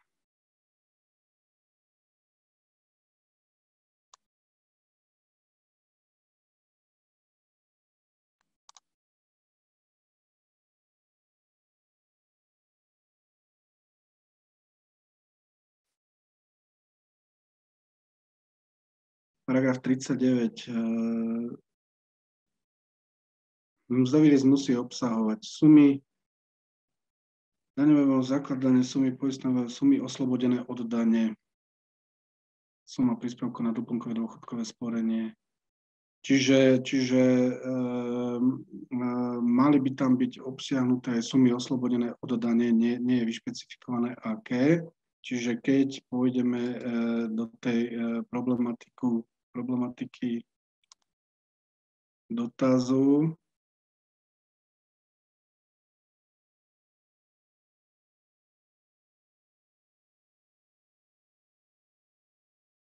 to sme už odpovedali. Hodnotu príspevku samotného zamestnanca je hodnotu príspevku zamestnávateľa a hodnotu príspevku zo sociálneho fondu. Čiže hodnotu príspevku zamestnávateľa musíte, lebo to je ten oslobodený príspevok podľa paragrafu 5 odsek 7 písmeno B a takisto aj sociálny fond by tam mali ste. Čiže áno, uvádzate to tam. Dobrý deň, stravovanie poskytujeme formou stravovacích kariet a zamestnanci pracujú na home office. Sme povinni vyplatiť zamestnancovi finančný príspevok aj napriek tomu, že sa rozhodol pre stravovacú kartu? Podľa mňa nie. Lebo v prípade, že on sa vie prestravovať, to znamená, že tá jeho práca na home office mu umožňuje ísť na obed a prestravovať sa, tak tam je povedané, že keď nemôžete využiť bežné stravovacie pravidlá, tak vtedy ste povinni zabezpečiť finančný príspevok. Takže vnímam to, ako je to OK.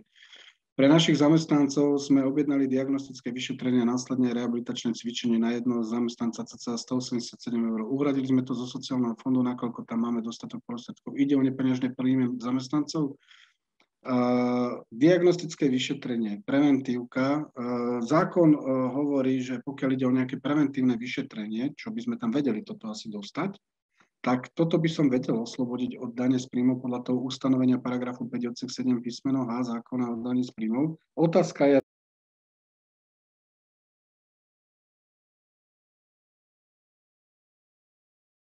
sa mi vypína, neviem prečo sa ma to vypína stále. Z pohľadu tohto ustanovenia v rámci toho mechanizmu to diagnostické vyšetrenie viem oslobodiť.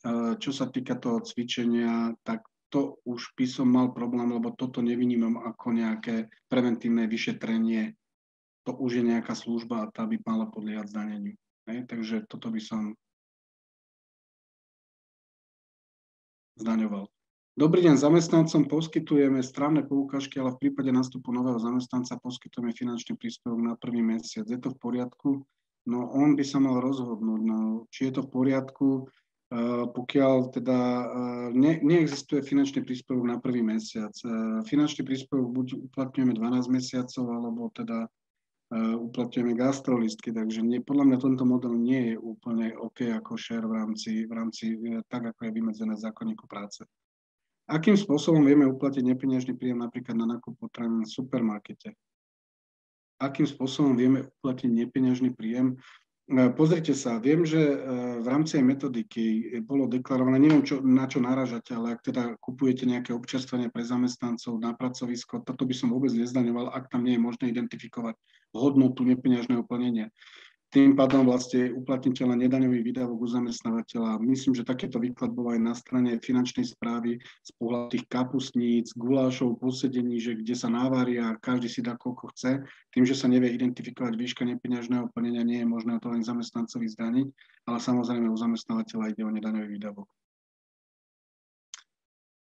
Je možné si stiahnuť vaše podklady, určite to máte niekde dostupné. Dobrý deň, zaujíma nás, či môžeme elektronicky zaslať strávny lístok za nadčas pozadu, to je, bude zaslaný spätne, je povinné ho zdaniť zamestnancovi. Tak, ako som sa vyjadril, pokiaľ sa bavíme o gastrolistkoch, tak výklad zatiaľ je zo strany toho, že ide o nedaňový výdavok zamestnávateľa, nie je nejak vymedzené ani metodicky, že by to mal byť zdaniteľný príjem zamestnanca. A keďže ideme do podstaty judikatúry, tak ak ten zákonný nárok stále pretrváva, aj keď je pozadu, tak stále sme v paragrafe podľa mňa 5 odsek 7 písmeno B zákona o daní z príjmov a nie je dôvod to zdaňovať tomu zamestnancovi ten jeho zákonný nárok. V tej výške zákonný príspevok plus sociálny fond. Dobrý deň, môžem prispieť na stravu aj zamestnancovi, ktorý je u nás zamestnaný na pracovnú zmluvu na polovičný úväzok a teda neodpracuje v jeden deň 4 hodiny. Myslím, že toto možné nie je. Zákonník práce to umožňuje len, ak zmena a odpracovanie za zmenu je viac ako 4 hodiny. Aj keď dobijem stravovaciu kartu pozadu, platí tiež 55% zo zákona do nákladov, zvyšok zo sociálneho fondu, to je zamestnanci sa nezdaňuje nič. Tak to je zatiaľ, že zamestnancov riešime len zamestnávateľa, čiže do nákladov vám to ide, ale nie je to daňový výdavok. Pekný deň. Finančný príspevok poskytujeme len počas nefunkčnosti školskej jedálne, inak sa zamestnanci stravujú v jedálni. Ako je to s príspevkom, ktorý dodatočne sme zamestnancovi poskytli? To je jedno, oni to neriešia. Mne to vadí. Oni proste deklarujú akýkoľvek štatút finančného príspevku vyplatený oneskorene je zdaniteľným príjmom zamestnanca. A ak ste sa na tom dohodli, to znamená, že zamestnanci pristúpili na to, že budú takto finančne vysporiadavaní, tak pre vás je to, no síce vy ste školské, ak ste zariadení, tak vy asi daňový výdavok neriešite, ale u štandardného zamestnávateľa vyšlo benefit ako daňový výdavok. Čiže toto oni vôbec neriešia tú reálnu aplikačnú prax, že môžu nastať v praxi takéto situácie, ktoré skutočne postihovať daňovým dopadom je pre mňa tiež nelogické. Dávame zamestnancom 4 € poukážky, 55%, my a sociálny fond rozdiel zrážame zo mzdy. Je to takto OK? Áno, tak je to úplne OK. Nie je to problém. Je možné v jednoosobovej SRO konateľovi odmaňovanému zmluvou o výkone funkcie konateľa poskytnúť stravovacie poukážky? Samozrejme, možné to je. Nie je možné uplatniť princípy zákonníka práce. To znamená, že sa vôbec nebavíme o stravovaní podľa zákonníka práce, ale riešite tu paragraf 5 odsek 7 písmeno o zákona o daní z príjmov. Konateľ je zamestnancom pre účely zákona o daní z príjmov, čiže áno, v tomto prípade podľa mňa ustanovenie paragrafu 5 odsek 7 písmeno O je aplikovateľné do výšky 500 €. Áno, súhlasím. Dobrý deň, dostávame preplatené telefónne poplatky, nemáme firemné telefóny. Niektorí ľudia nemajú paušál, ale kredit. Musíme každý mesiac od zamestnancov brať podklad, že zaplatili kredit, musíme im to zdaňovať a dávať odvody do SP a ZP. No otázka je, zákon o daní z príjmov hovorí v paragrafe 5 odsek 5, že ak použije zamestnanec vlastný nárade a zariadenie pre výkon činnosti zamestnávateľa, tak príspevok na použitie toho zariadenia, ktoré využije prospech zamestnávateľa, sa mu nezdaňuje. Čiže ak by zamestnanec vedel preukázať, že v akom rozsahu použil telefón pre zamestnávateľa, tak takýto príspevok by primárne nemal byť zdaňovaný u zamestnanca, čo ale asi nevie preukázať, lebo predpokladám, že neškaká počet hovorov a kde čo a ako, tak v takom prípade bohužiaľ, ak mu takto preplácate, tak ja nemám iný inštitút ako len zdanenie u zamestnanca, bohužiaľ. Je v poriadku, ak zamestnanci, ktorí pracujú na dohodu, majú strávne lístky vyplacené pozadu za odpracované dni, veľakrát pracujú iba pár dní do mesiaca. To, čo sme sa bavili. Ak to vyplatíte pozadu, je to pre vás nedaňový výdavok. Dobrý deň, ďakujeme za informácie, ďakujeme, dobrý deň, môžeme zabezpečiť, dobre. A posledná otázka, akurát nám to vyšlo. Dobrý deň, môžeme zabezpečiť obedy pre dohodárov, keď pracujú menej ako 4 hodiny denne, keď to máme dohodať v internej smernici. Ja som sa už vyjadril, že v podstate ten zákonník práce je smerovaný k tomu, že to zabezpečovanie stravovania je možné len pre zamestnanca, ktorý odpracuje viac ako 4 hodiny za zmenu a primárne toto by malo platiť podľa môjho názoru